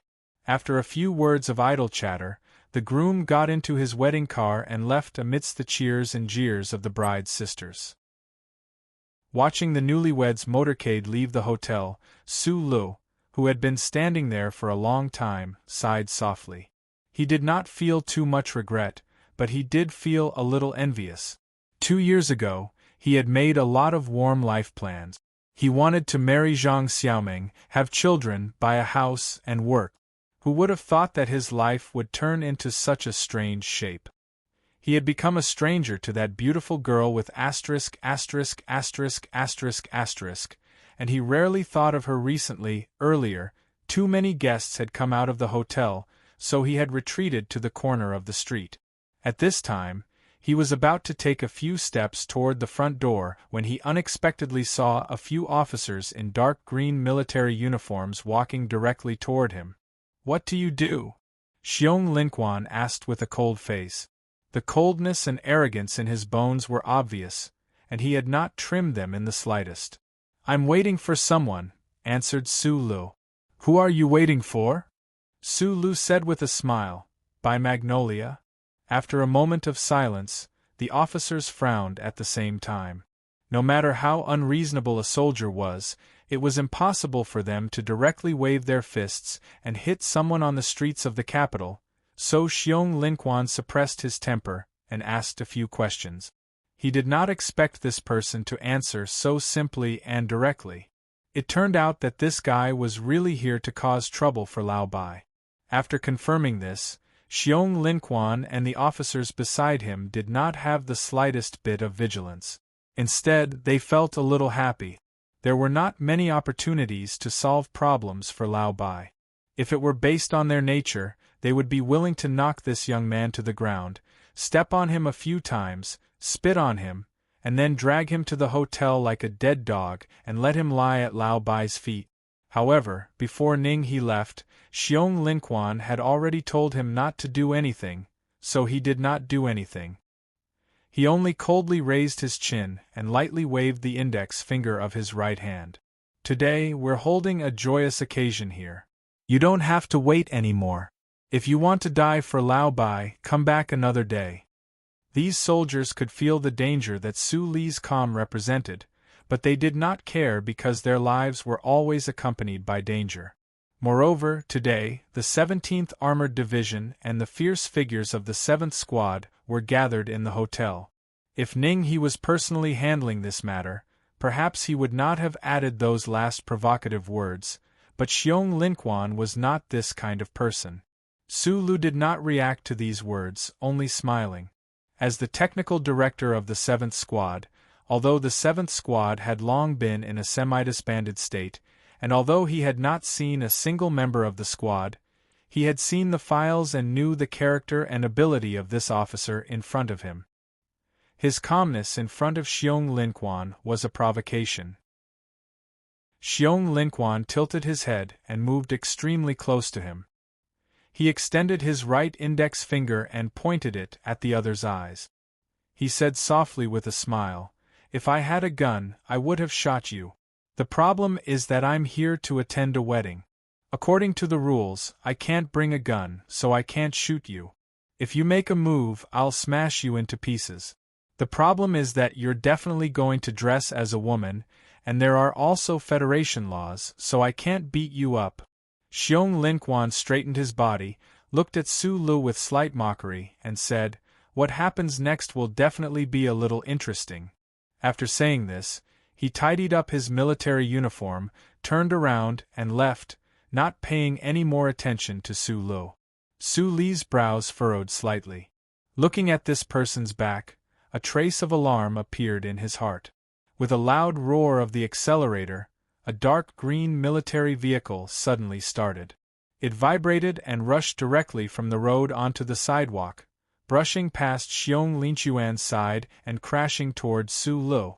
The military vehicle started so violently that the dust on the dark green body of the vehicle trembled. Like an arrow released from a bow, it slammed into Su Li's body. In an instant, the hard lines of the vehicle were only a few meters away from Su Lu. He couldn't shoot, so it was inconvenient for him to make the first move. Then, a traffic accident would happen. In this instant, Su Lu understood what the other was trying to do. His pupils constricted slightly as he looked at the military vehicle coming toward him, but his feet were as steady as iron and didn't move at all. Accompanied by the smell of burning and the sharp and short sound of brakes, the dark green military vehicle came to an abrupt stop. The bottom metal plate at the front of the vehicle was less than half a meter away from Su Li's knees. Su Li didn't move. It wasn't because he didn't react in time, but because there was probably no one in the Federation with a faster reaction time than him. It wasn't that he wanted to pretend to be calm and indifferent and ignore the dangerous aura of the military vehicle just now. It was because after experiencing so many major events, his state of mind was strong enough to know that the other was just trying to scare him. Most importantly, he knew his own body well. This body was becoming more and more like the #1 machine that the uncle had once mentioned. Even if the military vehicle didn't stop just now, he had enough time to dodge or even counterattack. Xiong Linquan and the other officers turned around with disdainful smiles. They were prepared to see Su Li fall to the ground in fear, or even go limp. However, they didn't expect to see Su Li still standing in front of the military vehicle. He didn't move at all. Other than his eyes narrowing even more than before, there was no reaction at all. The expressions of Xiong Linquan and the other officers suddenly became serious. Previously, they weren't worried that there would be any accidental injuries because the one driving the military vehicle now was Lu Jiao. Lu Jiao was in charge of all the transfer procedures of Team 7. There was nothing that he didn't know how to drive or that he couldn't drive. However, they didn't expect that Su Li wouldn't react in the slightest under the threat of a military vehicle driven by Lu Jiao himself. Earlier, on the other side of the street, Tai Zhuan had mentioned these military vehicles to Su Li. Su Li narrowed his eyes and looked at the stern face of the thin officer in the driver's seat through the glass window. He tried to compare the other person with Team 7's files. There were many special passes pasted on the dark green military vehicle, which meant that this military vehicle could be arrogant and fearless. At this time, the vehicle and the people were almost touching. The military vehicle was still roaring non-stop, arrogantly charging forward and stopping. It was like a fierce tiger preparing to leap out of the grass, as if it was ready to knock Su Li down to the ground and crush him into a pulp. A loud roar sounded in front of them. Su Li narrowed his eyes and looked at the military vehicle in front of him. He immediately recognized that the engine of this military vehicle was the V-25 model, and it had been modified. It didn't use a hybrid power output, but used a pure concentrated fuel system. Its acceleration was extremely fast, and the body frame of the vehicle had 3 levels of reinforcement. Under certain special circumstances, it could even be used as an armored collision vehicle. If such a military vehicle were to crash into a person's body, what would the consequences be? Amidst the roaring sound of the accelerator, Su Li glanced at Xiong Linquan, who had already turned around. He noticed that this person's eyes flashed with a hint of fierceness. At the same time, Lu Jiao's expression also turned cold in the military vehicle. They confirmed that Su Li was a dangerous program, and they confirmed that this person was here to cause trouble for Lao Bai, so their hearts suddenly turned cold. They wanted to help Lao Bai get rid of this trouble before it happened. It seemed that all they needed to do was to step on the accelerator. Su Li had to admit that the driving skills of the person in the military vehicle in front of him had reached the pinnacle, but he also had to admit that the original members of Team 7 were very capable and qualified to be arrogant. Hearing the roaring sound of the accelerator, feeling the arrogance and coldness of the other party, and feeling the danger, Su Li's back faintly felt numb and itchy, as if all 56,000 hairs on his body were standing on end at the same time. This feeling instantly turned into a burning sensation that filled Su Li's entire body. He took a step back without thinking, and then, under the gazes of the officers in front of him, he raised his right leg and kicked down. When the military boot landed on the military vehicle, a crack appeared on the sole of the boot. As the crack slowly expanded, a loud boom was heard from it. The dark green military vehicle was slightly shaken by the kick, and the hard front panel was slightly deformed. The central control computer on the vehicle let out a sharp warning sound, and the hood of the vehicle suddenly tilted up and slammed into the sky. White smoke rose from the front engine compartment, and the engine was immediately turned off. The next moment, Lu Jiao ran down from the military vehicle and slammed the door with force. She ran to the front, not paying attention to Su Lu, who had just retracted his leg. She just stared dumbfoundedly at the place where the white smoke was everywhere.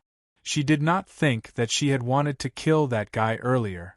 She only felt that her mind was a little confused, and she felt that everything she saw was fake. The expressions of Xiong Linquan and the other officers also became very interesting. In an instant, their faces turned white and then black as iron. They were different from Lu Jiao. They were all combat personnel. Although they were shocked by Su Li's terrifying kick, they immediately thought of preparing for battle. Who the F***ck is this person? What kind of leg is this? Xiong Linquan thought in his heart. After being in the military for so many years, he had seen many powerful special forces soldiers. However, other than the few people who were rumored to be gods at the front line of the West Woods, where had he seen such a fierce person in real life? Although he was a little confused, his hands did not slow down. He had already reached for the gun at his waist. The Federal Army regulations strictly prohibited the carrying of firearms when going out in private. However, he was a gun fanatic and still carried a pistol. At this moment, he was a little doubtful that he could knock down the person in front of him with just a pistol. It seemed like he should have brought a Cayenne over. Seeing that the soldiers in front of him were preparing to take out their guns, Su Lu narrowed his eyes. The muscles behind his calves bunched up. Just as he was about to pounce over and knock down the person, he heard a familiar voice. "Put away your gun. If you don't want to die, this is the officer." He had not heard this voice for half a year, but it was still so soft and gentle. Just like every day last year, she stayed by Su Li's side, asking him what kind of tea he wanted to drink and where to put his clothes. Chapter 321. Whether it was guilt, fear, or the desire to use the wine in his glass to commemorate Su Lu, who he thought was dead, Bai Yulan drank a lot at his brother's wedding. People who drank tended to sweat easily. His sweat dampened a few strands of black hair on his forehead, like dewdrops sliding down the willow branches and into the lake. Bai Yulan was not a dazzlingly handsome man like Shi Qinghai and young Master Li. He just blindly hid his murderous intent with gentleness. His black hair scattered in front of his smooth forehead, drawing out a few pieces of complicated and shocked expression in his eyes. After quietly leaving the mountain behind the Golden Foundation building, he thought Su Lu was dead for sure. After all, the Black Prison and Special Amnesty were classified secrets of the Federation. He was just a chess piece placed by the big shots beside Su Lu, so he didn't know what had happened. Only now, outside the hotel, seeing Su Lu slowly retract his right leg, did he know that Su Lu was still alive. This is good, Bai Yulan thought to himself. He walked past Xiong Linquan and stood in front of Su Lu. He said softly, "Hello, boss." Hearing the word boss, Su Li's lips curved into a slight smile. His gaze didn't fall on Bai Yulan's face, because he didn't know what would happen if he looked at him a few more times. He looked at the officers behind Bai Yulan, who were on high alert, and said with narrowed eyes, "Now it seems that what you said when I first entered White Water was not false at all. Team 7 really is yours." Bai Yulan didn't answer, only standing quietly in front of him. The officers who were preparing to draw their guns found the atmosphere to be a little strange. They didn't move for a moment, only staring warily at Su Lu. Another person that Su Lu recognized ran out of the hotel. It was Lan Xiaolong, who had once been in charge of protecting Su Lu. Lan Xiaolong was Bai Yulan's comrade in the 17th Armored Division. He had once participated in the development of the MX mecha. Although he didn't know what had happened after that, he knew very well that the problem between Su Lu and Bai Yulan wasn't something he could interfere with. With a solemn expression, he said a few words to the officers and drove them far away. However, if blood really did appear later, these people would definitely not stand by and watch. How about we find a quiet place to talk? Bai Yulan didn't ask how Su Lu managed to get out of the military prison alive, nor did she try to escape. She just calmly asked for instructions, just like she had done many times in the past. This place is pretty good. Su Lu lowered his gaze, looked at him and said, I just want to ask you a few questions. Go ahead and ask. Since it's already come to this, I'm sure you know that there's no need for me to lie to you. Bai Yulan used her fingers to gently push away the wet hair in front of her face. She put her hands into her pockets and looked up calmly. Su Lu was silent for a moment, then suddenly asked, The people lying in the hospital are your parents, right? Bai Yulan's expression froze slightly, then she slowly replied, Yes. You were really sent to the military court because of your illegal activities? Yes. Do you really love money that much? Yes. Did I give you 20 million? Yes. Are all the things you told me true? Su Lu stared into his eyes and asked. After that, I kept asking myself, what exactly is true and what is false? Everything I told you is true, but there are some things that I didn't tell you, including that day when we went up the mountain. When I asked you to leave for the last time, you said that you wanted to go crazy with me. Bai Yulan was silent for a long time, then said, Yes, that's what I thought at that time. Su Lu looked at him silently. He didn't ask why he left and gave his hands to death. He looked down at his toes, smiled helplessly, then sighed and said, You said that you were the person who loved and respected money the most, but that time you wanted to go crazy with me. I thought that was true. In the past, when we went to Hong Kong every week, you helped me get rid of trouble, and you helped me test the plane. You've already helped me a lot.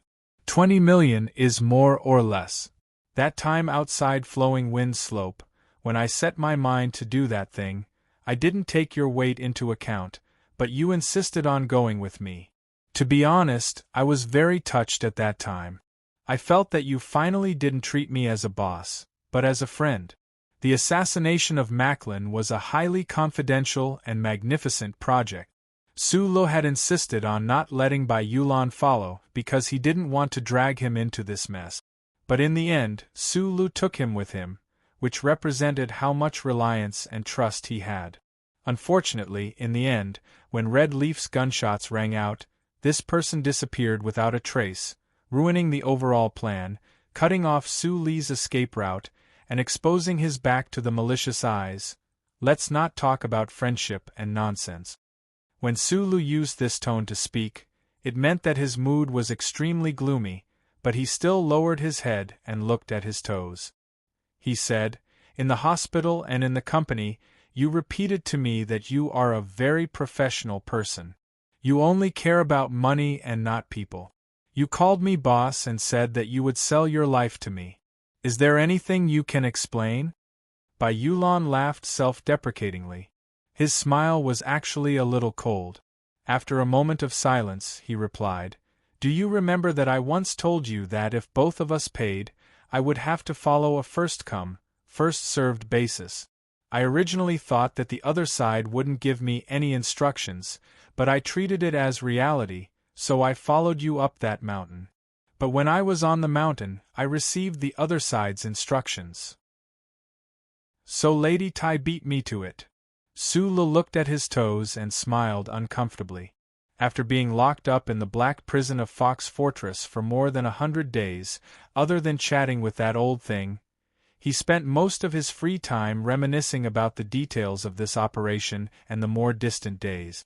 Bai Yulan's departure was a devastating blow to the plan to assassinate Macklin. If it wasn't for the Federation's the glory of the Charter shining into Su Li's black eyes at the most desperate moment, he and Shi Qinghai would probably have died a long time ago. After thinking about it carefully, Su Lu couldn't find a reason why Bai Yulan would betray him.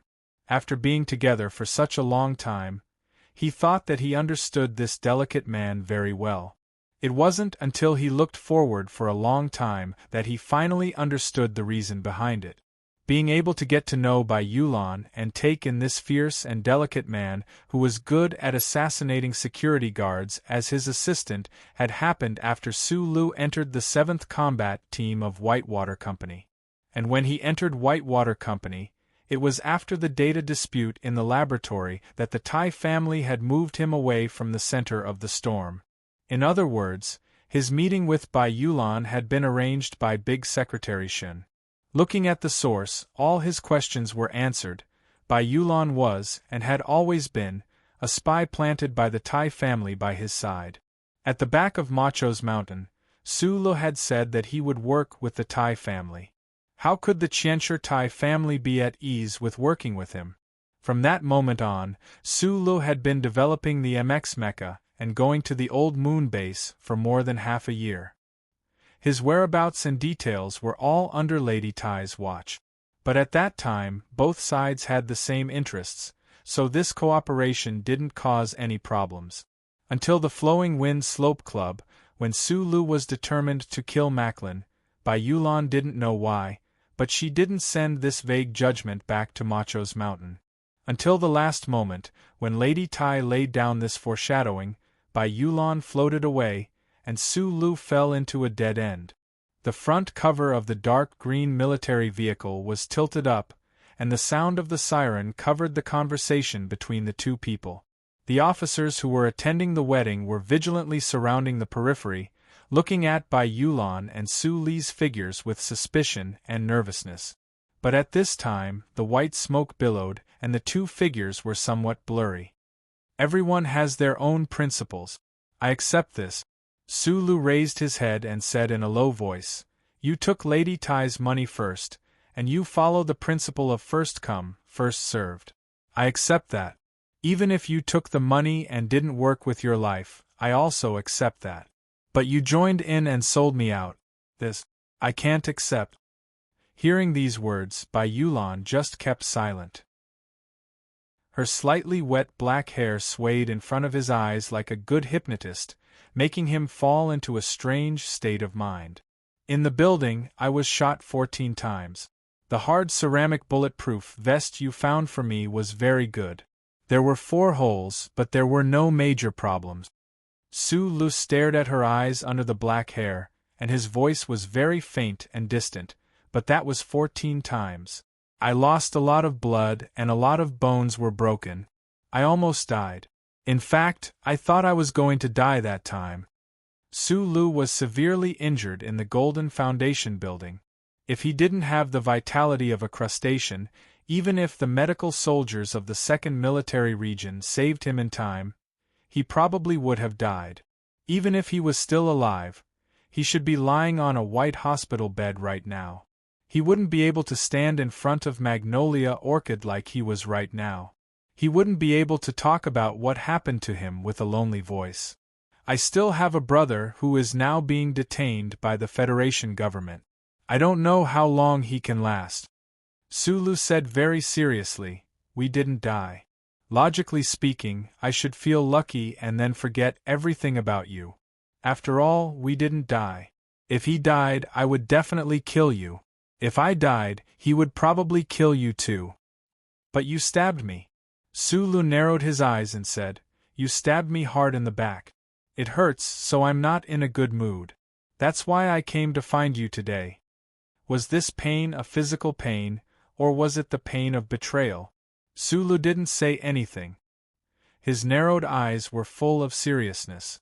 But Bai Yulan heard it clearly. She sighed softly in her heart.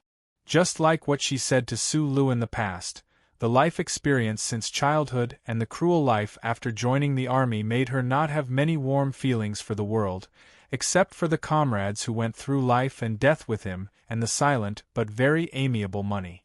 However, following Secretary Shen's instructions and following Su Li's side for so long, Bai Yulan's reserved ideals were also imperceptibly changing. She had never met a person as simple, direct, and pure as Su Lo. She originally thought that by following Su Lo, she would also be a little more simple, direct, and pure. In the end, she didn't expect that things wouldn't go as she wished. In the end, she was still a monitor, a sharp chess piece. Bai Yulan was silent for a moment. Then, she took her right hand out of her trouser pocket. Holding a delicate knife between 3 fingers, she used the sharp edge of the knife to gently push away the wet black hair above her eyes. Looking at Su Lu, she said very seriously, "Stab me back." Within the circles of the 17th Armored Division and Whitewater's 7th Combat Team, Bai Yulan, who had once served as the captain of the Special Knife Team, was, without a doubt, an extremely powerful figure. Officers who were older than her called him Little White. Most of the soldiers respectfully called him Old White, regardless of whether he was in active service or not. However, everyone knew that the White Magnolia had another nickname, and that was Magnolia Oil. This was because he was the most terrifying veteran on the battlefield. Even if he didn't have any firearms in his hands, he could kill 3,000 enemies just by relying on that delicate little knife that never left his side. That was enough to kill 3,000 enemies. Through the white smoke, the scattered officers on the sidewalk noticed that Bai Yulan had taken out his military knife. Their expressions instantly tensed up, and they slowly closed in on the two, ready to strike at any moment. However, Su Lu didn't seem to have noticed the tense atmosphere outside. Looking at the delicate knife in Bai Yulan's hand, he thought of the dangerous encounter he had with this person for the first time in the Whitewater Company. He also thought of the mecha piloting skills Bai Yulan had imparted to him in the underground base. His heart didn't soften, but he felt slightly frustrated. He simply wanted to trust someone. He had done this since he was young. However, this kind of trust was always easily blown away by the strong winds of the Federation, leaving no traces behind. After a moment of silence, he pulled out the 3-edged knife that he had been sharpening for half an hour from behind his waist. He said to Bai Yulan, "Your knife is too small. It won't hurt enough to stab someone." Bai Yulan smiled. Her bright eyes seemed to be able to burn the black hair in front of her. With a squelch, the sharp 3-edged knife pierced deeply into Bai Yulan's back. Su Lu slowly let go of his hand and took a step back. Looking at the blood between his thumb and forefinger, he remained silent. Bai Yulan turned around. His facial muscles twitched painfully a few times. Looking at his pale face, he shook his head and said, "After following you for so long, I know that you have one biggest weakness. You look quite ruthless, and sometimes you can kill without batting an eyelid. However, as long as you meet someone you know, it's basically very difficult for you to do it." Su Lu didn't say anything. He only extended his hand, spread it in front of him, and said, "Return that bank card to me. We're even." Bai Yulan shook his head with some difficulty and said softly, "I spend money very quickly. Let me owe you another life." Su Lu was silent for a moment, then laughed self-deprecatingly and said, "If you owe me a life, I'm afraid that in the future, I'll be the one who owes you a life." After saying this, he turned and left. He walked across the street and got into the black car. The surrounding officers gathered around. Although they had already seen that this matter was very strange, and that Bai Yulan didn't resist at all in the end and allowed the young man to stab him, at this moment, when they saw the blood flowing from Lao Bai's back and that terrible wound, they still felt their blood rush up and were ready to do something. "Take it back!" Bai Yulan roared angrily. He looked at the back of the man on the other side of the street. Enduring the pain, he said in a low and trembling voice, "He is Su Lu. I owe him." After saying this, he fell down. Foam of blood spurted out from between his lips. The knife that had pierced into his back had already injured his lung. The injury was very serious. Chapter 322. Years ago, on a remote mineral star at the border between the West Woods region and Bermuda region, Whitewater Company's Team 7 was carrying out a secret mission. By Magnolia was hit in the chest by a piece of hard fiber shrapnel. His ribs were cut open, and blood flowed out like a stream. However, despite suffering such heavy injuries, Bai Yulan didn't make a single sound. She didn't even frown as she led the members of Team 7 to maintain a semicircle defensive formation. Relying on the Federation's advanced weapons and their valiant determination, they successfully held on until reinforcements arrived. For a full 16 minutes, Bai Magnolia, who was wearing a full-body isolation suit, stood behind the self-propelled armored vehicle. He did not retreat a single step until the wide-winged space fighter glided over. Only then did he collapse. That scene fell into the eyes of Xiong Linquan, Lu Jiao, and the rest of Team 7's combat personnel. It was deeply engraved in their minds until today. So when they saw Bai Magnolia collapse on the street, the anger in their hearts suddenly erupted. The cold, murderous intent in their hearts rose to an uncontrollable level. Even with Lan Xiaolong's strict suppression, they could not control it. In the end, the reason why they calmed down a little was because of Bai Magnolia's words. That person was Su Lu. The tip of the knife had injured his lung. It seemed to be a serious injury, but for someone like Bai Magnolia, who was born in the military, it was just a small surgery. He quietly laid on the hospital bed and signaled Lan Xiaolong beside him to turn off the automatic electronic anesthesia pump. He frowned and said in a hoarse voice, "Help me light a cigarette." After bleeding so much and undergoing surgery, the first thing a seriously injured person said after waking up was to smoke. The silent people in the ward did not express any shock. For these people in the ward, injuries were a common occurrence. But everyone felt that the knife that Lao Bai was stabbed with today was somewhat indescribable. What was even stranger was that these people in the ward knew very well that Bai Magnolia had stopped smoking after his failed experiment last autumn and was sent to the military court. Why did he want to smoke today? Xiong Linquan lit a cigarette and took 2 puffs to make it burn brighter. He silently put the cigarette between his thin lips. After a moment of hesitation, he asked, "Is that kid really Su Lu?" Bai Magnolia lay on the bed. Other than the new wounds that had been glued together by physiological glue, there were also many old scars on his bare back. He took a puff of his cigarette and said faintly, "During last year's gathering, I told you that if the Department of Defense and the company really wanted to reorganize Team 7, he would be the most important person. He is the leader that I found for everyone." A strange emotion flashed across Xiong Linquan's face. He opened his mouth slightly as if he wanted to curse, but in the end it only turned into a sigh. Last year, during a few of their occasional gatherings, Bai Yulan had seriously mentioned the current technical director of Team 7.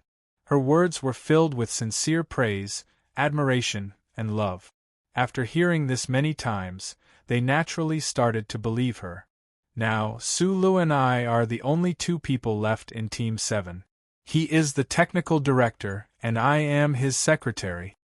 Bai Magnolia said softly, "Unfortunately, there won't be such a pairing in the future." Xiong Linquan, Lu Jiao, and the rest of the people in the room fell silent. The federal military was a place that valued strength and respected the strong. As the combat director of Team 7, Bai Magnolia was once the most outstanding soldier in the federal military. She had given Su Lu such high praise, which naturally made them believe her. However, they didn't understand. Lao Bai clearly liked that young man very much, so why did something like this happen today? Lao Bai didn't even fight back. What exactly happened? Su Lu has a good personality.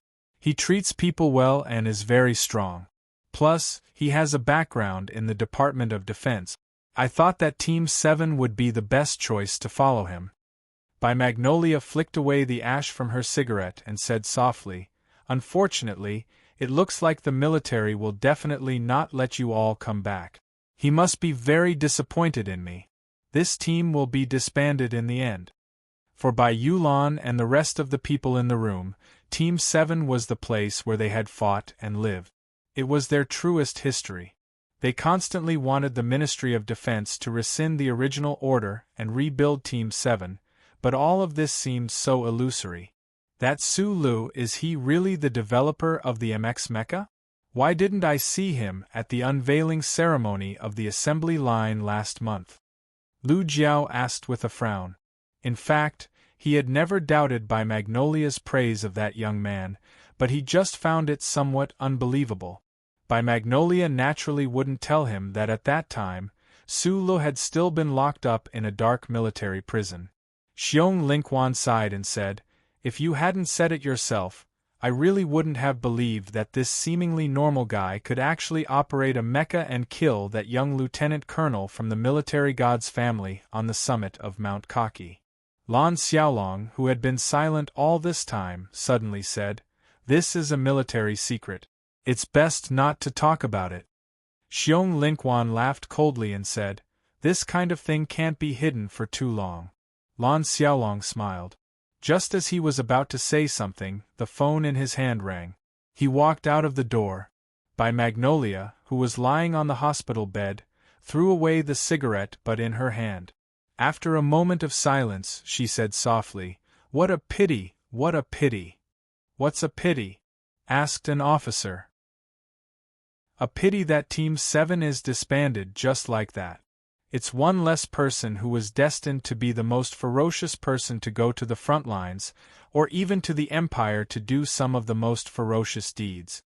By Magnolia said softly, "Such a loyal boss, F***CK, it would be hard to find a second one in the entire Federation." Lan Xiaolong pushed open the door and entered. He looked at By Magnolia with a strange expression, his hand still holding the encrypted military phone he always carried with him. Everyone in the room felt that something was wrong with him, and they all looked over. Lan Xiaolong looked at the outstanding officers in the room, who had been through the flames of war, and shrugged helplessly. He said, "This is the first news that just came out.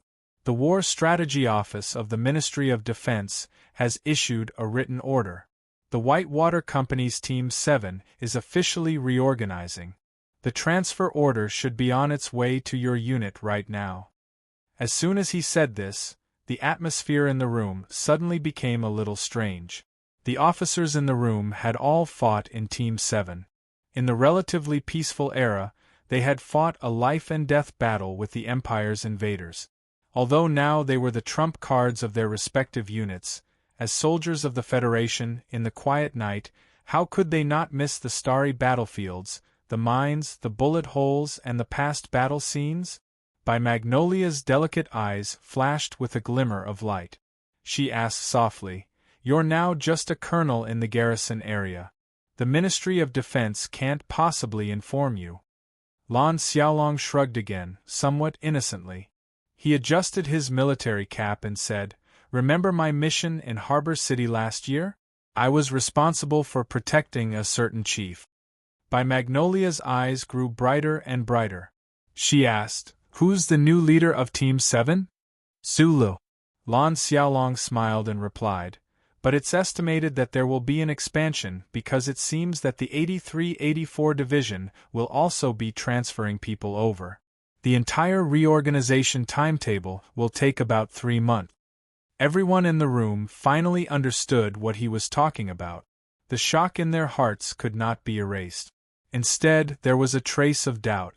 Even the 17th Armored Division would be transferring people over. What exactly did the Ministry of Defense want to do by reorganizing Team 7? The Capital Special District was just like the other places in the Federation.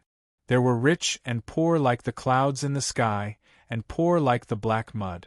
In the barren world of the Donglin district, there were also extremely luxurious nightclubs. In this city, which was the center of the Federation, there were not only places like Linyuan and the Windy Slope Club, but also small restaurants on the street.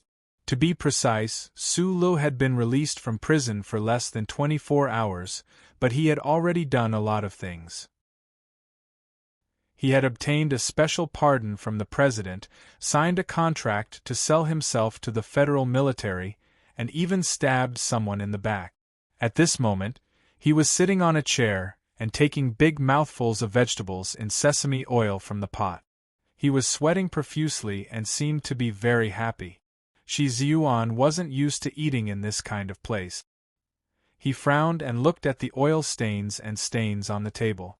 He then looked at the pile of food in the big pot. He really didn't have much of an appetite. After being locked in prison for 5 months, what I want to eat the most is something hot or even hot. It's best if it can burn my cold stomach until it hurt. Sulu put down his chopsticks and explained with a smile. You probably don't want to think about the things I want you to think about. Li Pifu, President, the military and the others bailed you out. What exactly do they want you to do? Do you know? In front of Sulu, Tai Ziyuan did not look like the son of a noble family, but the environment he grew up in made him look so elegant when he wiped the corners of his mouth with a paper towel in this small restaurant. However, it was this kind of elegance that was too inconsistent with the environment that Sulu could not help but laugh. After going through so many things, Su Li's state of mind had changed a lot. He was gradually returning to the orphan from Donglin's Zhonglo Street. Perhaps he did not need to pick up that broken but sharp hydraulic pipe anymore. His state of mind had already returned to that murderous, rainy night. He was still as persevering, stubborn, and cheerful as before. The silence that covered his face was gradually disappearing, and the blocks in his heart turned into sharp stones. Pressing forward courageously was not because he could not see ahead. Although he was a little confused about his future life, the biggest fear and apprehension since escaping from Donglin had disappeared. His identity as a fugitive from the Federation and his secret had already been caught. It was unnecessary to be nervous and silent. It was like an old scar that was always itching. Once it was abruptly removed, although it hurt a little, it was also exceptionally satisfying. Moreover, the Federation's war god seemed to have become his distant relative. He no longer needed to constantly worry about his identity as a fugitive. How could a cheerful young man like Su Lu not be sunny? His eyes were smiling like the 2 moons in the sky. He said, "Why do you care so much? At most, the Ministry of Defense will send me to the front lines as cannon fodder. If I can kill a few more Empire people, it won't be too much of a loss. After all, I should have been a dead man to begin with. I think the government won't spare a mecha genius like you from being cannon fodder." Tai Ziyuan looked at the narrowed eyes of Su Lu in front of him with slight ridicule, and his heart warmed a little. There were still a lot of inside stories that he had not figured out. What was the reason for Li Pifu to come out of seclusion? Why did his mother want him to die? And why was he still alive? Because of all these, Su Li's smiling face seemed somewhat mysterious at this moment. However, as a friend, he did not want to find out what was underneath the mystery. "The government is about to make a big move," Tai Ziyuan suddenly said. Su Lu understood the abilities of this young man in front of him very well. He knew that the big move he was talking about was definitely not a small matter. In an instant, the bustling little restaurant seemed to have quietened down. He raised his head seriously. "To be precise, it's Mr. Pabre. This big move is related to Green Dragon Mountain." "Is there going to be a war?" Su Lu asked worriedly.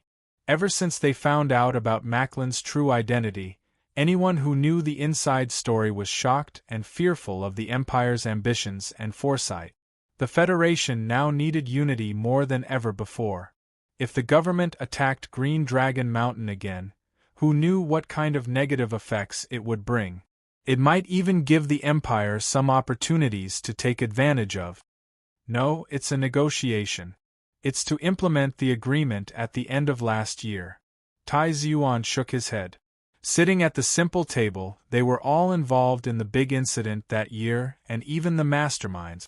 However, there was still Shi Qinghai, who was currently still locked up in prison.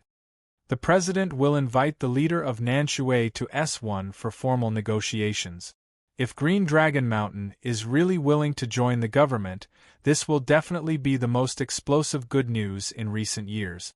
Of course, the difficulty is also very high. If it wasn't for the fact that the threat from the Empire is too great, it would be very difficult for the government and the Parliament to come to a consensus. However, the problem is that we don't know how Green Dragon Mountain is prepared to respond. This is a rare piece of good news. Sulu put down his chopsticks and was silent for a moment before nodding seriously. If the negotiations are successful, and the anti-government forces are really willing to be incorporated, they will probably transfer a unit to the West Woods to express their attitude. Of course, this is mainly because of the greater symbolic significance. President Pabre is very sincere. The main forces of the Second Military Region have already been withdrawn, and the unit I belong to will be transferred to the West Woods to fight in rotation. Tai Zhuan said calmly, "I'll be leaving tomorrow. Take care." Sulu said softly, "Perhaps the next time we meet again, we'll both be on the front lines of the West Woods." A trace of worry appeared between Tai Zhuan's brows. "I'm staying for a few more days mainly because of you." In reality, the situation in the West Woods isn't stable. The 4th Military Region has refused the Joint Chiefs of Staff's order to increase the offensive.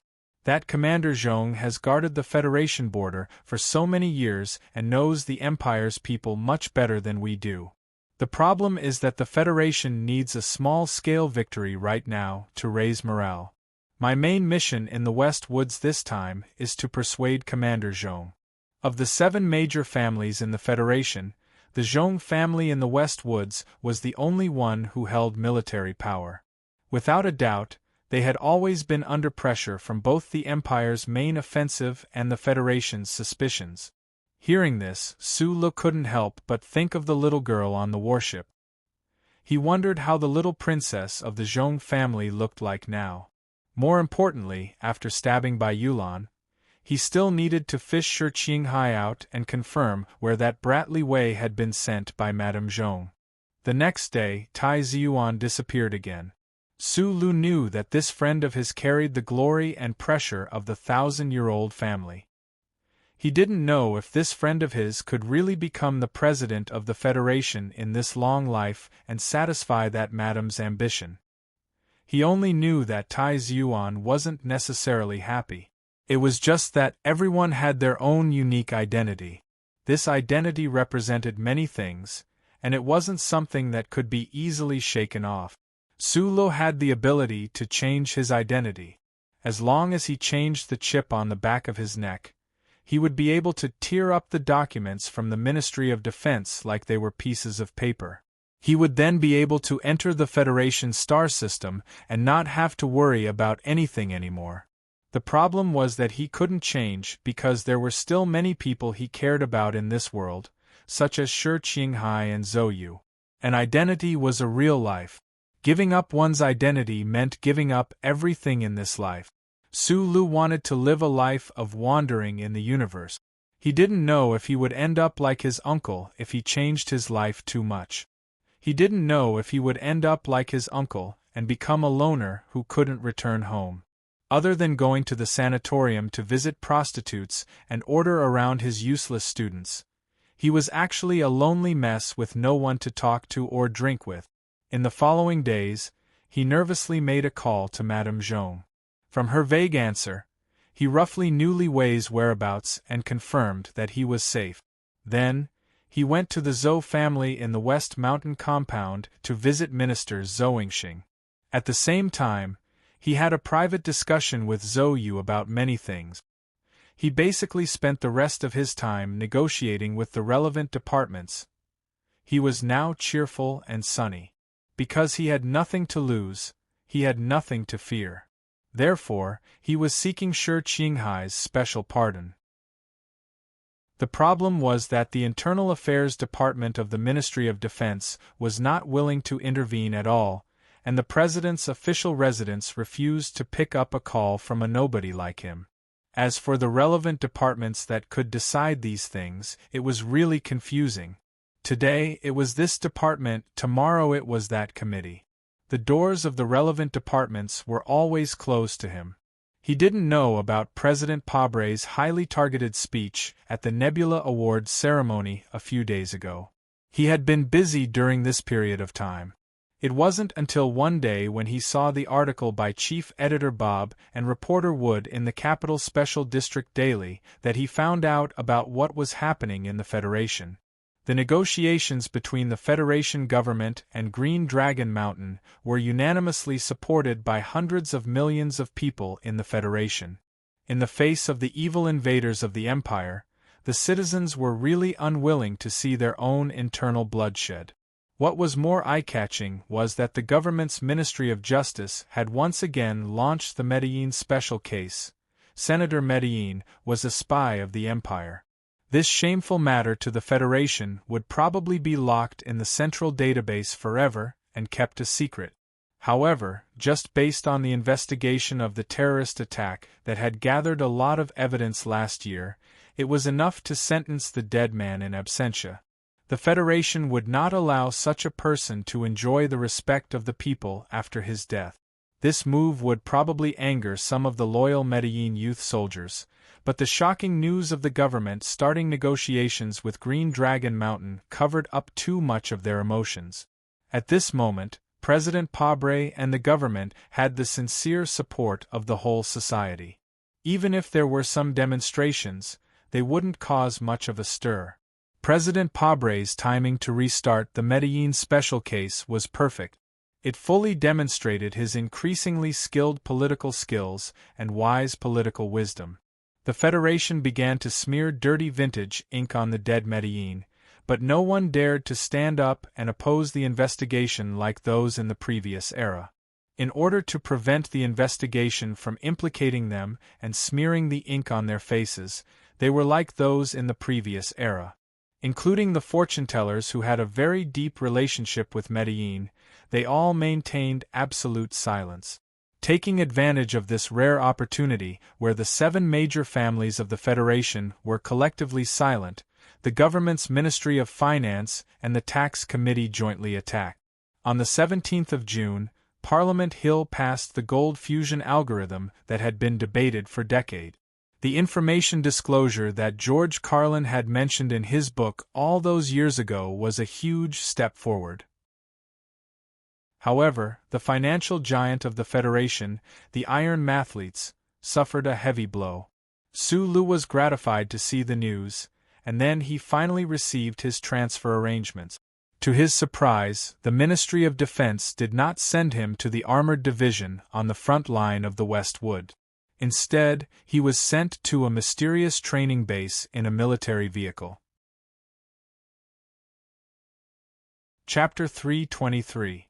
Firstly, I've already updated today. Secondly, I drank some wine with my friends after returning home. Last night, I sat in front of the computer and read a lot of books. Suddenly, I felt a little lost. I haven't felt a chill in a long time, but last night, I suddenly felt a lot of emotions.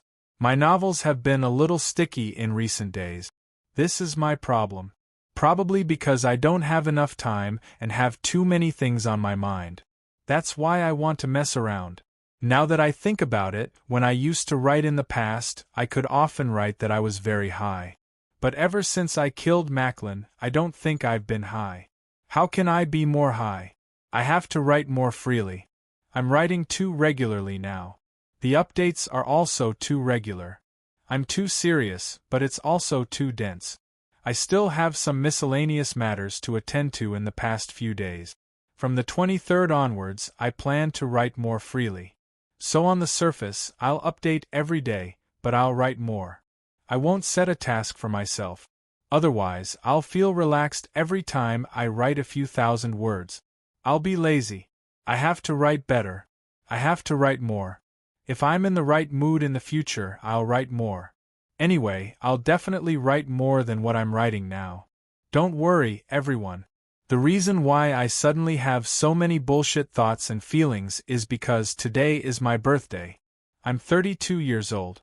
Looking back, I can't say that I haven't accomplished anything, but I always feel that I can do better. The only thing I'm lacking is that one word: seriousness. All that I've said is to give myself some pressure. I'm a lazy person who can't live without pressure. In the future, I'll be more serious about my work and life and writing. I'll be able to endure these fewer and fewer days with everyone. Chapter 324. Su Lu had always thought of himself as an illiterate person. During his youth, he was forced by Uncle Feng Yu to spend most of his free time in Heshi State University's free library, apart from repairing electrical appliances on Xianglan Avenue and in the mine. He carefully studied no less than 200 books related to mechanical repair, such as microelectronics, structural design, and material science. He even forced himself to read a lot of books related to the humanities, such as Schiller's opera scripts, ancient Federation songs, and even seriously read the Federation's painting appreciation dictionaries. But these were all things that Uncle Feng had asked him to do, and with so many things crammed into his brain, apart from mechanical repair, he never had the opportunity to turn his memory into performance. When he was with Zhang Xiaoming in the plum garden, love always happened in the cafeteria and on the field, so he didn't find the time to memorize those love poems that had been passed down through the ages. After that, his life was even more difficult and dangerous, so naturally, he didn't have the time to go to the capital's Metropolitan Art Gallery and express his views on art. Li Qishao's apartment had many famous paintings, but at that time, his eyes had already been burned by those flowers, so there was no reason for him to start praising the strange impressionist style of painting. The most important thing was that he didn't have a proper education. The Federation's free educational benefits for orphans had long been thrown aside by him, and he didn't have the opportunity to take the Ministry of Defense's mechanical repair exam, which he had been looking forward to, so to this day, he still didn't have a single diploma. People without a diploma were illiterate. This was the opinion of most people in the Federation, including Su Lu himself. So he had been greedily absorbing the nutrients of knowledge around him. In these 2 years, at Yue University, at the Research Institute, at the Whitewater Company, and at the Engineering Department, he constantly learned from those professors, Tai Ziyuan and Bai Yulan, and very honestly put himself in the position of a good student. A guy without a diploma had now become an instructor of the Ministry of Defense. This kind of change made him unable to react for a while, and it was very difficult for him to adapt.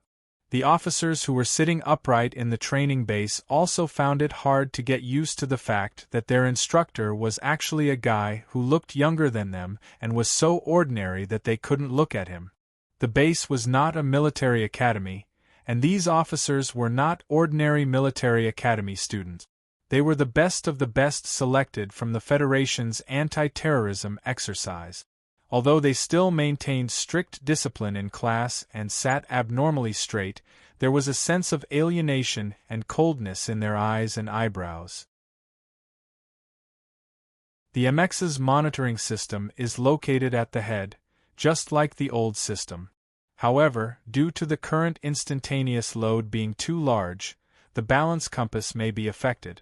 Therefore, all of you must be more precise in your control and match the threshold value of the shoulder. In the underground base of the Nutshell Engineering Department, he had tested the mecha countless times. Moreover, during his exchange with Madman Li at the old moon base, he had gained a deeper understanding of this new mecha. What he was saying now was undoubtedly a very rare experience. However, it was precisely because he knew this very well that his tone was very certain, almost as if he was giving a straight answer.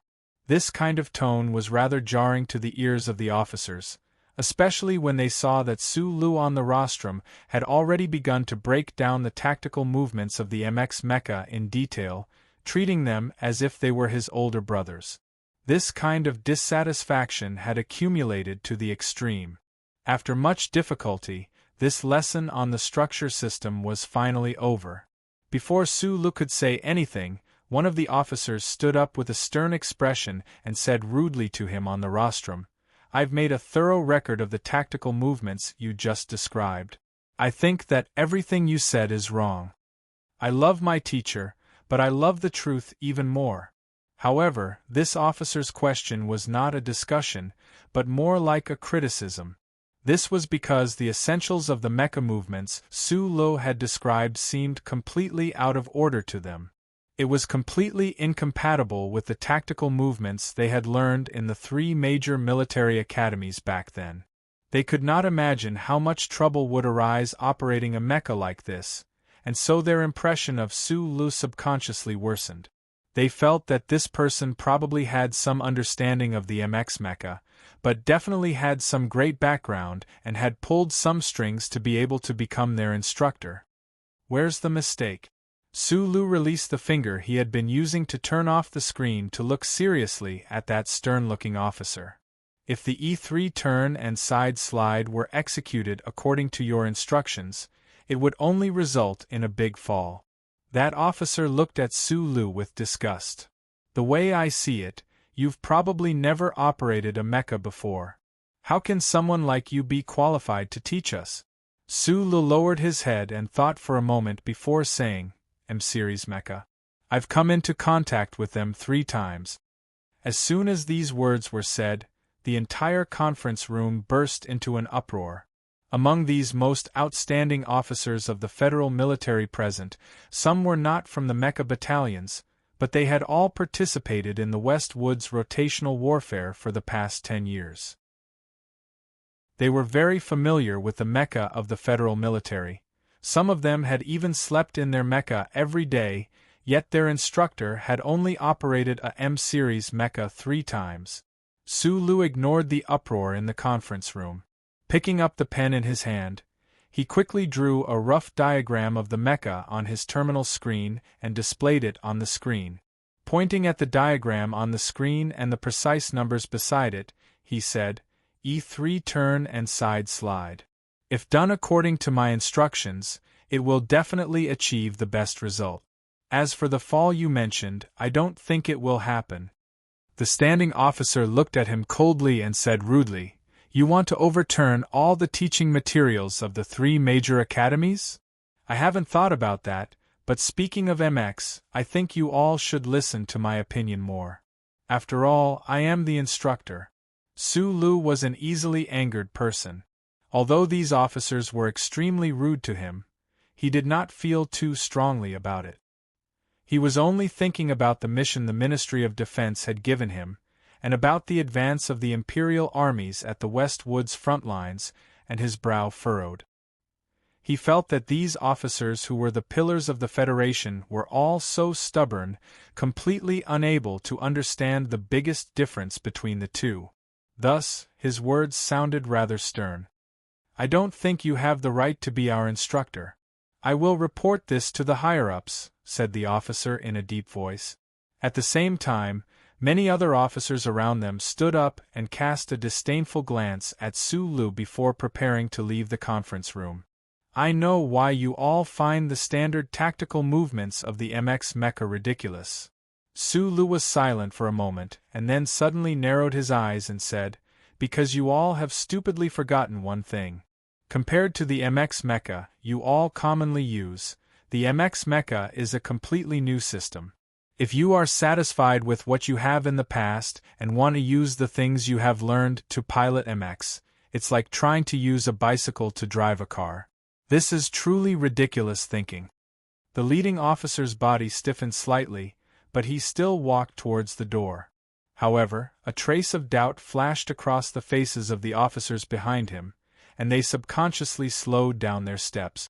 Su Lu no longer looked at these people. He drew a few sketches of the structure as fast as he could and marked a few extremely complicated numbers. He looked at the officers who were still sitting below the podium and said, The order given by the Department of Defense was urgent, so I didn't start from the basics at the beginning. I thought that you should be able to understand this, but I didn't expect that you still weren't mentally prepared to control a monster. Then I will dissect this monster with you. Instantaneous quadruple power output, dual control system, cockpit design with fluid replacement, large reduction in long-range firepower, all designed for close combat. This is the MX, a ridiculous monster.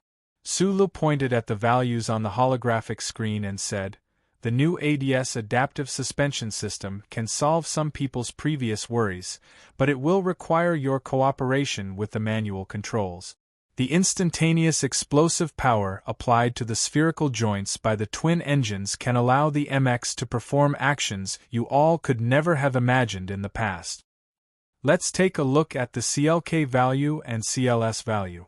I don't have the specific parameters from the previous experiment, but in the test run, it has already been confirmed the stability under overclocking state. Here is a wave value chart you can analyze.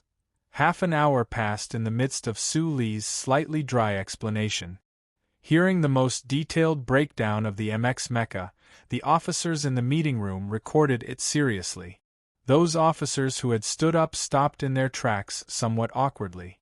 Right then, they finally found that although they did not know how practical the instructor on the podium was, his knowledge of the MX mecha did seem to be very thorough. Those parameters and related tactical actions he had mentioned seemed to really be able to work together. This is a brand new mecha, so it needs a brand new pilot. This is the real reason why I am here as an instructor. Sulu narrowed his eyes, swept his gaze over the officers in the meeting room, and said, "The teaching materials of the 3 major military academies? I suddenly understand that the mission the Ministry of Defense gave me was probably to overturn these teaching materials." The meeting room was silent, and only his voice could be heard. "Just now I said that I have only come into contact with the M-Series mecha 3 times. Many of you must have some disdain for me, thinking that I am very untrustworthy as an instructor." He paused for a moment and then said, "But perhaps you all don't know this, but in terms of time spent in contact with the MX mecha, I am definitely the one who has spent the most time in this federation. After spending half a year in the underground of the Nutshell Engineering Department, in terms of understanding of the new MX mecha, in the entire federation, Su Lu and Shang Qiu were probably the 2 people with the most comprehensive understanding. This was because other than the research and development of certain key parts, the entire mecha's assembly system had also been completed by them. As for first-hand understanding of the mecha in actual combat, even Shang Qiu could not be mentioned in the same breath as Su Lu. There were no real idiots in the Ministry of Defense, and that old man from the Lees of Philadelphia was no idiot either. They wanted to maximize Su Li's value to the maximum, so this temporary arrangement before them was unquestionably the best choice. Su Lu had no room to refuse. He was also very willing to contribute to increasing the federal military's combat strength in the face of the Empire's invasion. Thus, although he had never been an instructor before, today, he would try to suppress the arrogance of these officers. Walking down from the podium, he smiled at Zhou Yu and said a few words. Then, holding the electronic document in his hand, he left the conference room, not even looking at those officers. "Zhou Yu, you know this arrogant fellow?" The officers looked at Zhou Yu and asked, "Is this fellow a technical supervisor on loan from the Nutshell Engineering Department?" The long first lesson had allowed these officers to truly understand Su Li's thorough understanding of the MX mecha. Furthermore, they knew that Zhou Yu had once carried out the full materials plan at the Nutshell Engineering Department, so they naturally associated him with the Nutshell company that had developed the MX. He should not be at the Nutshell Engineering Department now. Zhou Yu was silent for a moment. He thought to himself that Ka Chifeng's battle was still in a semi-secret state, but the development of the MX mecha no longer needed to be kept a secret. After some thought, he stood up and smiled at the officers in the conference room. "His name is Su Lu, the main developer of the MX mecha."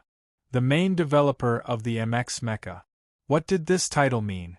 These outstanding officers who had studied in the various military academies naturally knew. Connecting the dots to this person's age, in addition to their shock, their slightly furrowed brows gradually relaxed into disbelief. The other developer is not that much older than him, and she's also a lady. Zhou Yu smiled and said, "To have the developer personally explain the MX, I think this is a rare opportunity. Even if he really is the developer of the MX mecha, he is not a soldier after all. How can he teach the true tactical movements and controls of the battlefield? The stern-faced officer walked back from the door and said with a cold smile, "It's just an armchair strategist." The training base was hidden in the dense mountains. Up until now, Su Lu still had not figured out the exact location. After all, he was not a professional soldier. On the way here on his private jet, he could not pinpoint the exact location just by looking at the sun's position and the direction of the mountain range.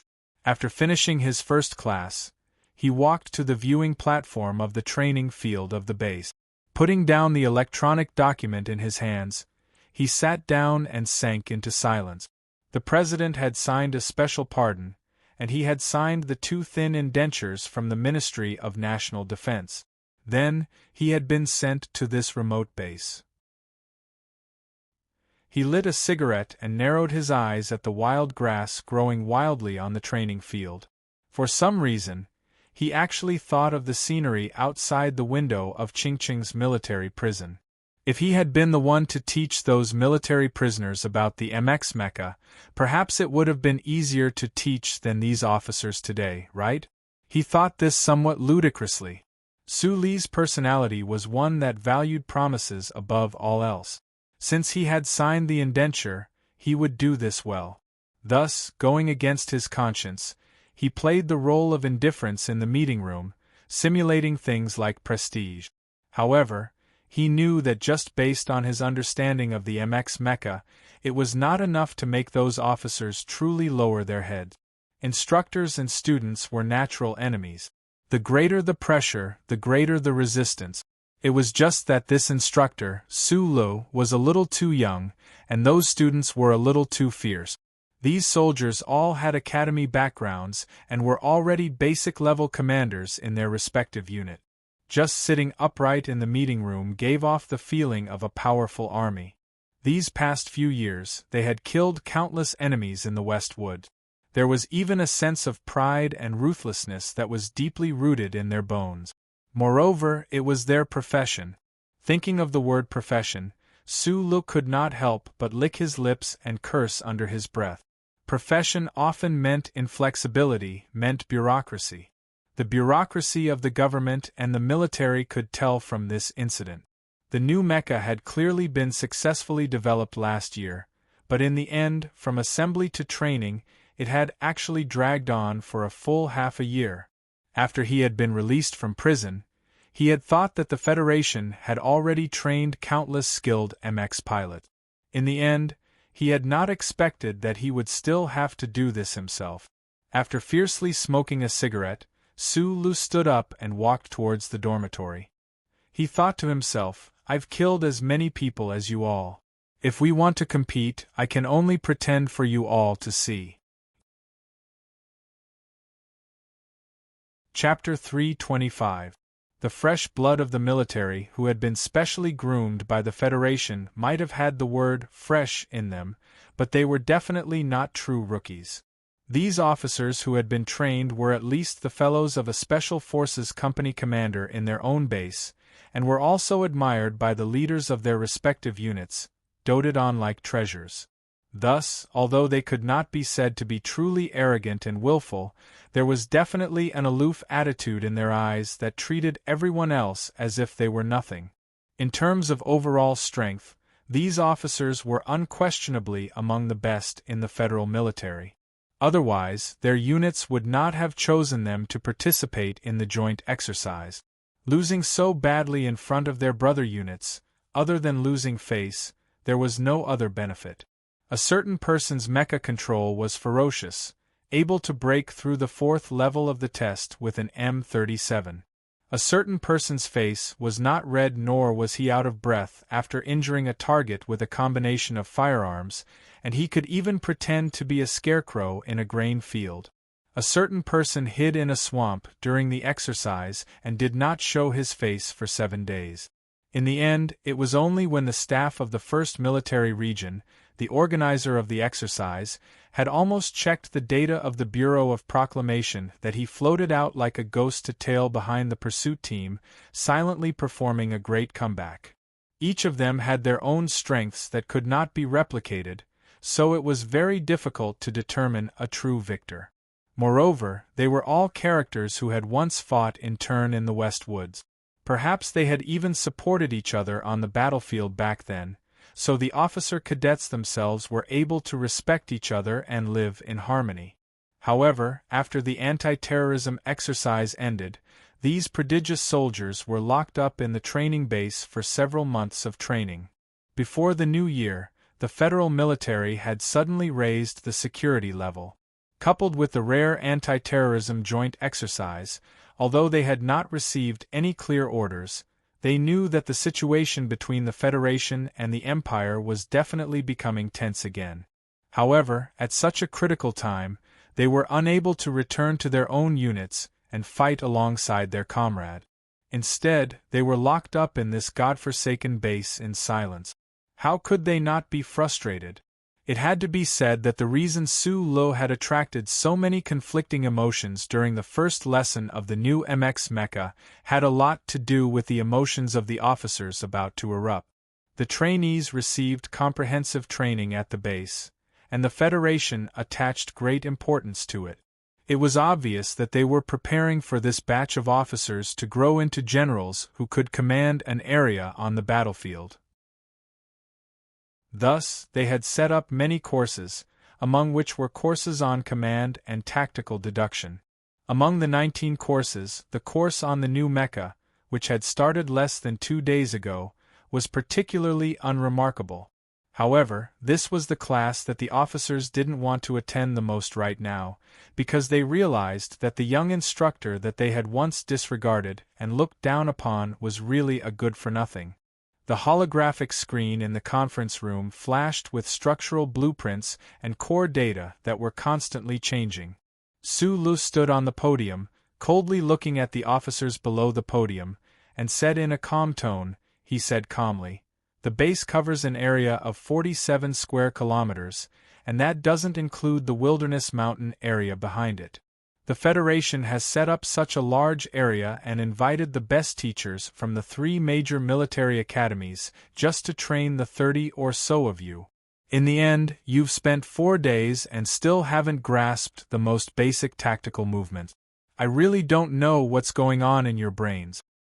The citizens of the Federation pay taxes to support you bunch of soldiers. Don't you feel ashamed? With your level, any random person from the Empire's Royal Special Forces would be able to kill you. I'm not asking you to grasp the design of the twin-engine jet. The electron turbulence generator involves quantum physics.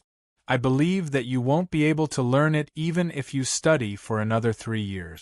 But you haven't even grasped the basic structural blueprints for the wings. How are you going to go to the battlefield in the future? Back to the standard tactical movements.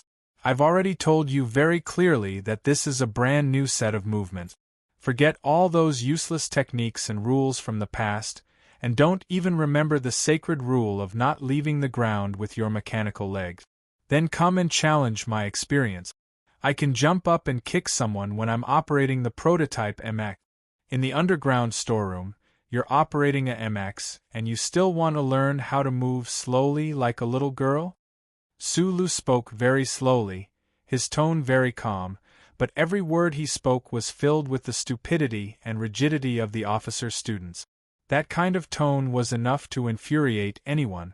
The faces of the proud officers below the stage were livid. They stared fixedly at the tactical light screen in front of them, but they forcefully suppressed their anger and did not stand up to fight it out with him. These officers who thought that they understood mecha very well, after several days of arguments in class, had already deeply realized that the little instructor on the rostrum was indeed a mecha expert. No matter how inconceivable the standard tactical movements he proposed were, in practice after class, he could always prove that he was correct. This was especially so during class debates. Each time an officer below raised an objection, Instructor Su Lu would be able to report precise data even with his eyes closed, sharply and coldly mocking the crowd. And in practice after class, the officers could not help but angrily find that everything he said was right.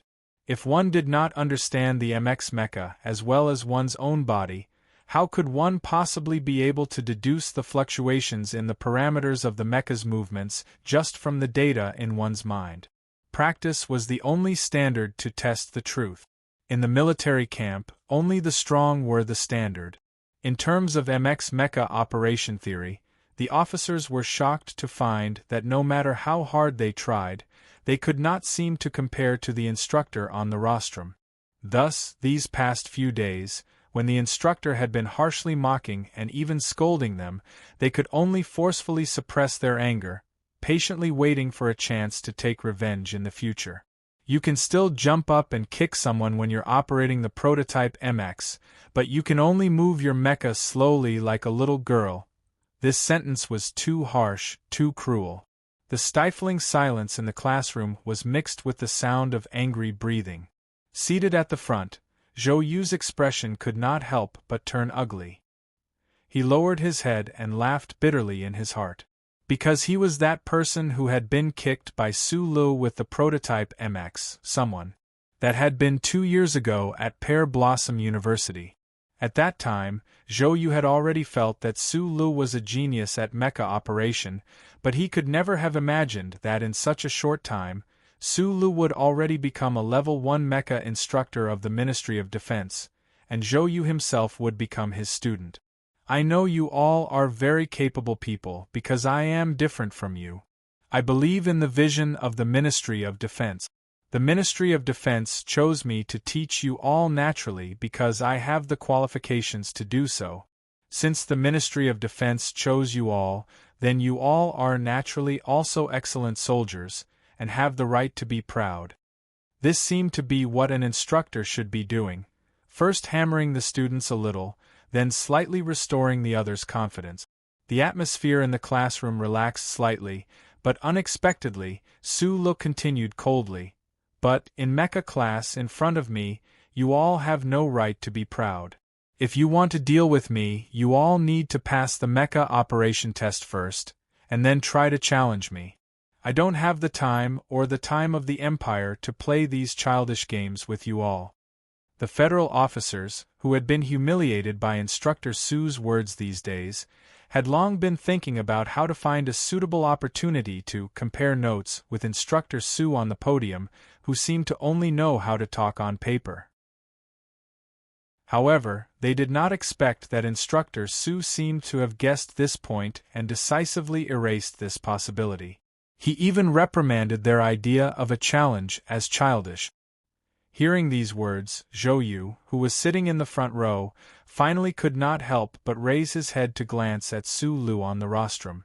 Deep confusion appeared on his usually gentle face.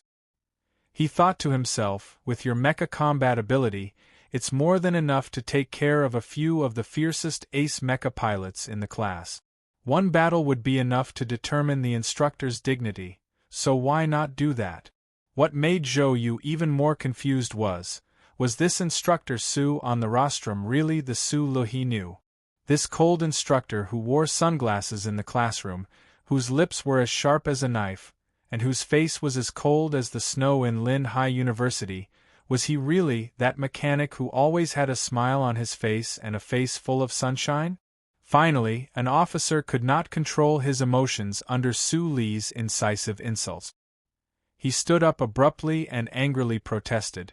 Even if the tactical standard movements you designed are the only correct ones, we are indeed trying to familiarize ourselves with them. But why is there a mecha-mechanic aspect in your assessment criteria? A brand new suspension system, and a fitting program for the spherical joint, that's a whole 3 big book. How can we learn in such a short time? Don't forget that we are frontline officers, not mecha soldiers. He looked angrily at Su Lu and said, You've been unwilling to go on the mecha all this time. Is it because you're afraid of being exposed? You're a captain, I'm a lieutenant colonel. You're a student, I'm an instructor. I didn't ask you to stand up, but you stood up. Su Lu stood on the rostrum and looked at him coldly. Count yourself how many rules you've broken. Go run 3 laps on the field yourself. I'll answer your questions to the other students. If the answer is already over by the time you run back, you can ask someone else. After saying this, he adjusted the sunglasses on the bridge of his nose. From the start of the second class, Su Lu began to wear the brand new lieutenant colonel uniform to class. He wore sunglasses and had the purple star medal pinned to his chest. The military rank and medal were the rewards he had received for developing the MX mecha. That day, he had thrown them into a pile of snow after leaving the Lufeng Slope clubhouse. Now, the Ministry of Defense had arranged a new one for him. Originally, Madman Li was the only lieutenant colonel at such a young age in the Federation. Now, Su Lu was added. Even Tai Zhuan, who had achieved great merit in the S2 secret mission and gotten first place in the anti-terrorist exercise, who had the support of a 1,000-year-old family, was still only a major. When Su Lu walked into the classroom wearing the lieutenant colonel uniform, the officers below suddenly became silent. They were of different ages, but even those who were over 30 years old were only majors at most. However, this young instructor was actually a lieutenant colonel. Su Lu wanted to complete the mission of the Ministry of Defense in the shortest amount of time possible, so he didn't have the leisure to mingle with the officers. He simply came here with his horse and horse, using his identity as an instructor to suppress the students, using his identity as a senior officer to suppress the officers, and using the honor of the Purple Star Medal to suppress the other party's honor. If it were up to him, he would have hung the Purple Star Medal on his chest. Unfortunately, that incomparably precious medal was obtained from assassinating Macklin. In the foreseeable future, it would have to be hidden in a dusty box. Even so, the youngest lieutenant colonel in the Federation, the holder of the Purple Star Medal, and a first-class instructor in the Ministry of Defense. These 3 identities were like 3 mountains weighing down on the hearts of the officers below the podium, causing them to be vigilant, shocked, and silent. In their silence, they still thought that this young instructor who wore sunglasses in class during the day was probably an arrogant guy who only knew how to show off. They were waiting for the day when he would show off and ignite the anger of the entire base. However, later on, reality proved them wrong. This young instructor's background was even greater than they had imagined. In the midst of the chaos caused by Instructor Su, the senior officers in charge of the discipline of the base actually completely followed his lead. They had even specially sent several military police officers to maintain order during the mecha class according to his request. Hearing this, the officer was stunned. Looking at the instructor's lieutenant colonel uniform and the Purple Star Medal, he knew that he had been blinded by anger and let the instructor have something against him. He then looked at the military police officers who were eyeing him with hostility at the door of the meeting room. He couldn't help but grumble bitterly, took off his military cap, and walked out. Why do you want to learn mechanical structure and maintenance? This is another very stupid question. After the officer who had violated discipline left to run, Su Lu adjusted the sunglasses on his nose and said coldly, "This only proves once again your inflexibility and stupidity. Mechanical repair camp?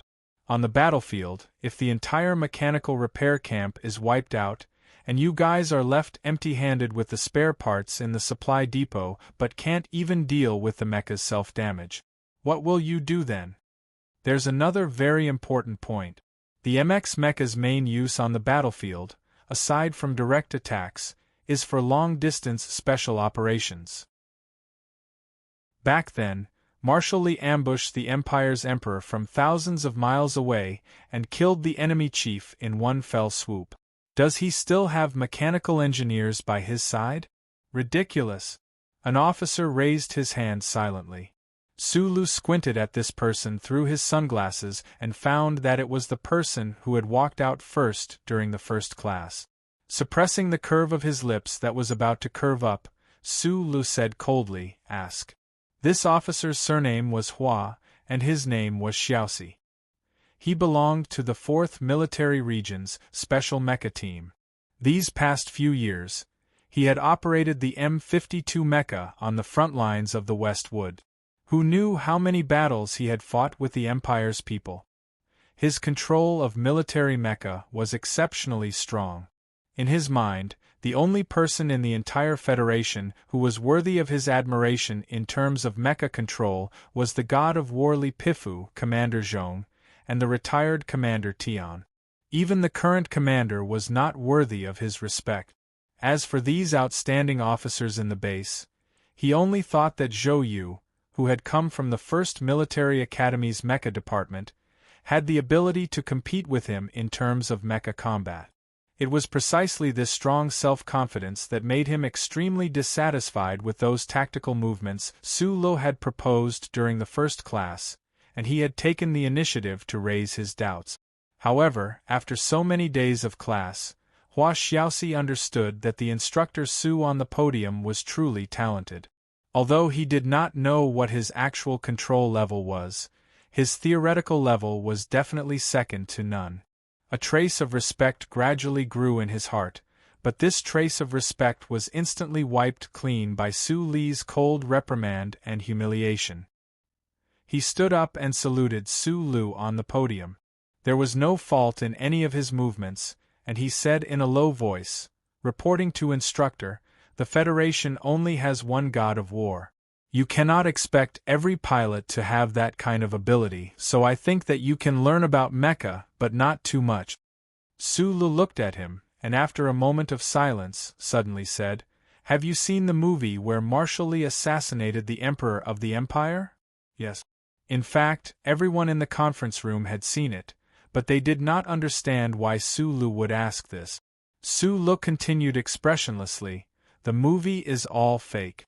If you have paid attention to the war situation report sent by the Department of Defense back then, you should know that back then, on that resource planet within the Empire, Marshal Li ran for thousands of miles. Along the way, his mecha's assembly system nearly broke down 3 times. Marshal Li used local materials for all of them, obtaining parts and components from his own mecha on the battlefield. He even modified the mecha that the Empire left behind in the mountains. That was how he managed to support the M37 to the end. If Marshal Li was as clueless about mecha mechanics as you all are, how could he have accomplished such a shocking feat? In fact, this is what I admire the most about Marshal Li. To be able to drive a broken and kill the Emperor of the Empire. He praised loudly. This is really not something a human can do. So, to become a real pilot, first of all, you must learn how to be a mecha mechanic. Su Lu looked at the officers below the podium and said coldly, "The Federation's military regulations have never had such a rule. This is my opinion. Because MX is different, I think that since the Department of Defense asked me to train you all, they must agree with my opinion on MX. But we are not the war god after all." Hua Xiaoxi shook his head with a serious expression. A soldier who does not want to become a marshal is not a good soldier. After saying this, Su Lu looked at the thoughtful expressions of Hua Xiaoxi and the officers below the podium, and suddenly fell into silence. Training pilots for the Department of Defense, pretending to be cold, but as time passed, he found that he had actually sunk into this kind of role-playing. These young officers below the podium, full of vigor and strength, would soon step onto the battlefield to welcome the great battle with the Empire, and these officers who were destined to become the elites of the military were his own students. Thinking of this, a faint sense of pride grew in his heart. After pausing for a moment, he said seriously, "Not to mention that you are not soldiers, but officers. Don't forget that when Marshal Li went to kill the Emperor of the Empire, he was only the commander of the 17th Armored Division. He was just a soldier like you, but he dared to do so, so he is no longer a human, but a war god. During the first assessment, I hope that some of you can pass. Maybe after the training, it will be difficult for us to meet again, or maybe you don't want to remember my name at all, but I still want to say that my name is Su Lu. I am Instructor Sue in the ancient language, that is Teacher Hugh. Of course, with your knowledge reserve, you definitely don't know much about the ancient language. After mocking as usual, Sulu adjusted the sunglasses on his nose again, and left the conference room. On the shore of Lake Feiching, under the reflection of the snowy mountains, a general stood behind an old man in casual clothes, pulled up the video on the holographic screen, and said with a smile, "Father, he said you are not human." The war god of the Federation, Lipifu, smiled. The age spots on his forehead were particularly obvious, and his old voice sounded, "To be able to disregard life and death and throw away the instincts of living creatures, at that moment, you really can't be called a human. This little guy has had many inhuman experiences, so it is a good choice for Zhou Yingxing to make him an instructor. But I still have expectations for this little guy. After the training, let him go back to Whitewater. He is too young." For some reason, Major General Li looked at the screen and smiled bitterly. He felt a little disappointed and said something that seemed to have nothing to do with what he was saying. Li Pifa sat quietly by the lake, looking at the reflection of the snowy mountains in the distance, and said with a smile, "Don't worry too much. Just let nature take its course. If I remember correctly, they know each other, and have met each other more than once." Major General Li had never learned to disobey his father in his life. The old man on the shore of Lake Feiching was his father, but his more important identity was the war god who protected the Federation.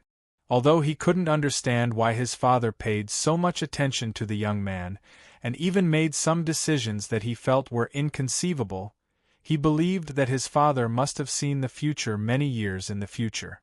The foggy future was something that he couldn't see through, and was unwilling to touch. Those sunglasses don't seem to be his. They are a bit loose, and he wants to pretend to be cold, but he looks a bit funny. I don't understand what he wants to do. The atmosphere by the lake was a bit silent and weird. Major General Li forced a smile and mentioned some details in the training base. The old man gently let go of his hand, stood up, and stood on the rock, his eyes full of wisdom and iron will forged on the battlefield. He said slowly, "The young man is eager to teach all he knows to the military, to prove that Mr. President's pardon order is correct." Major General Li didn't understand what he meant. The old man said with a smile, "The more important he is to the Federation, the more likely that the spy in the prison will be pardoned.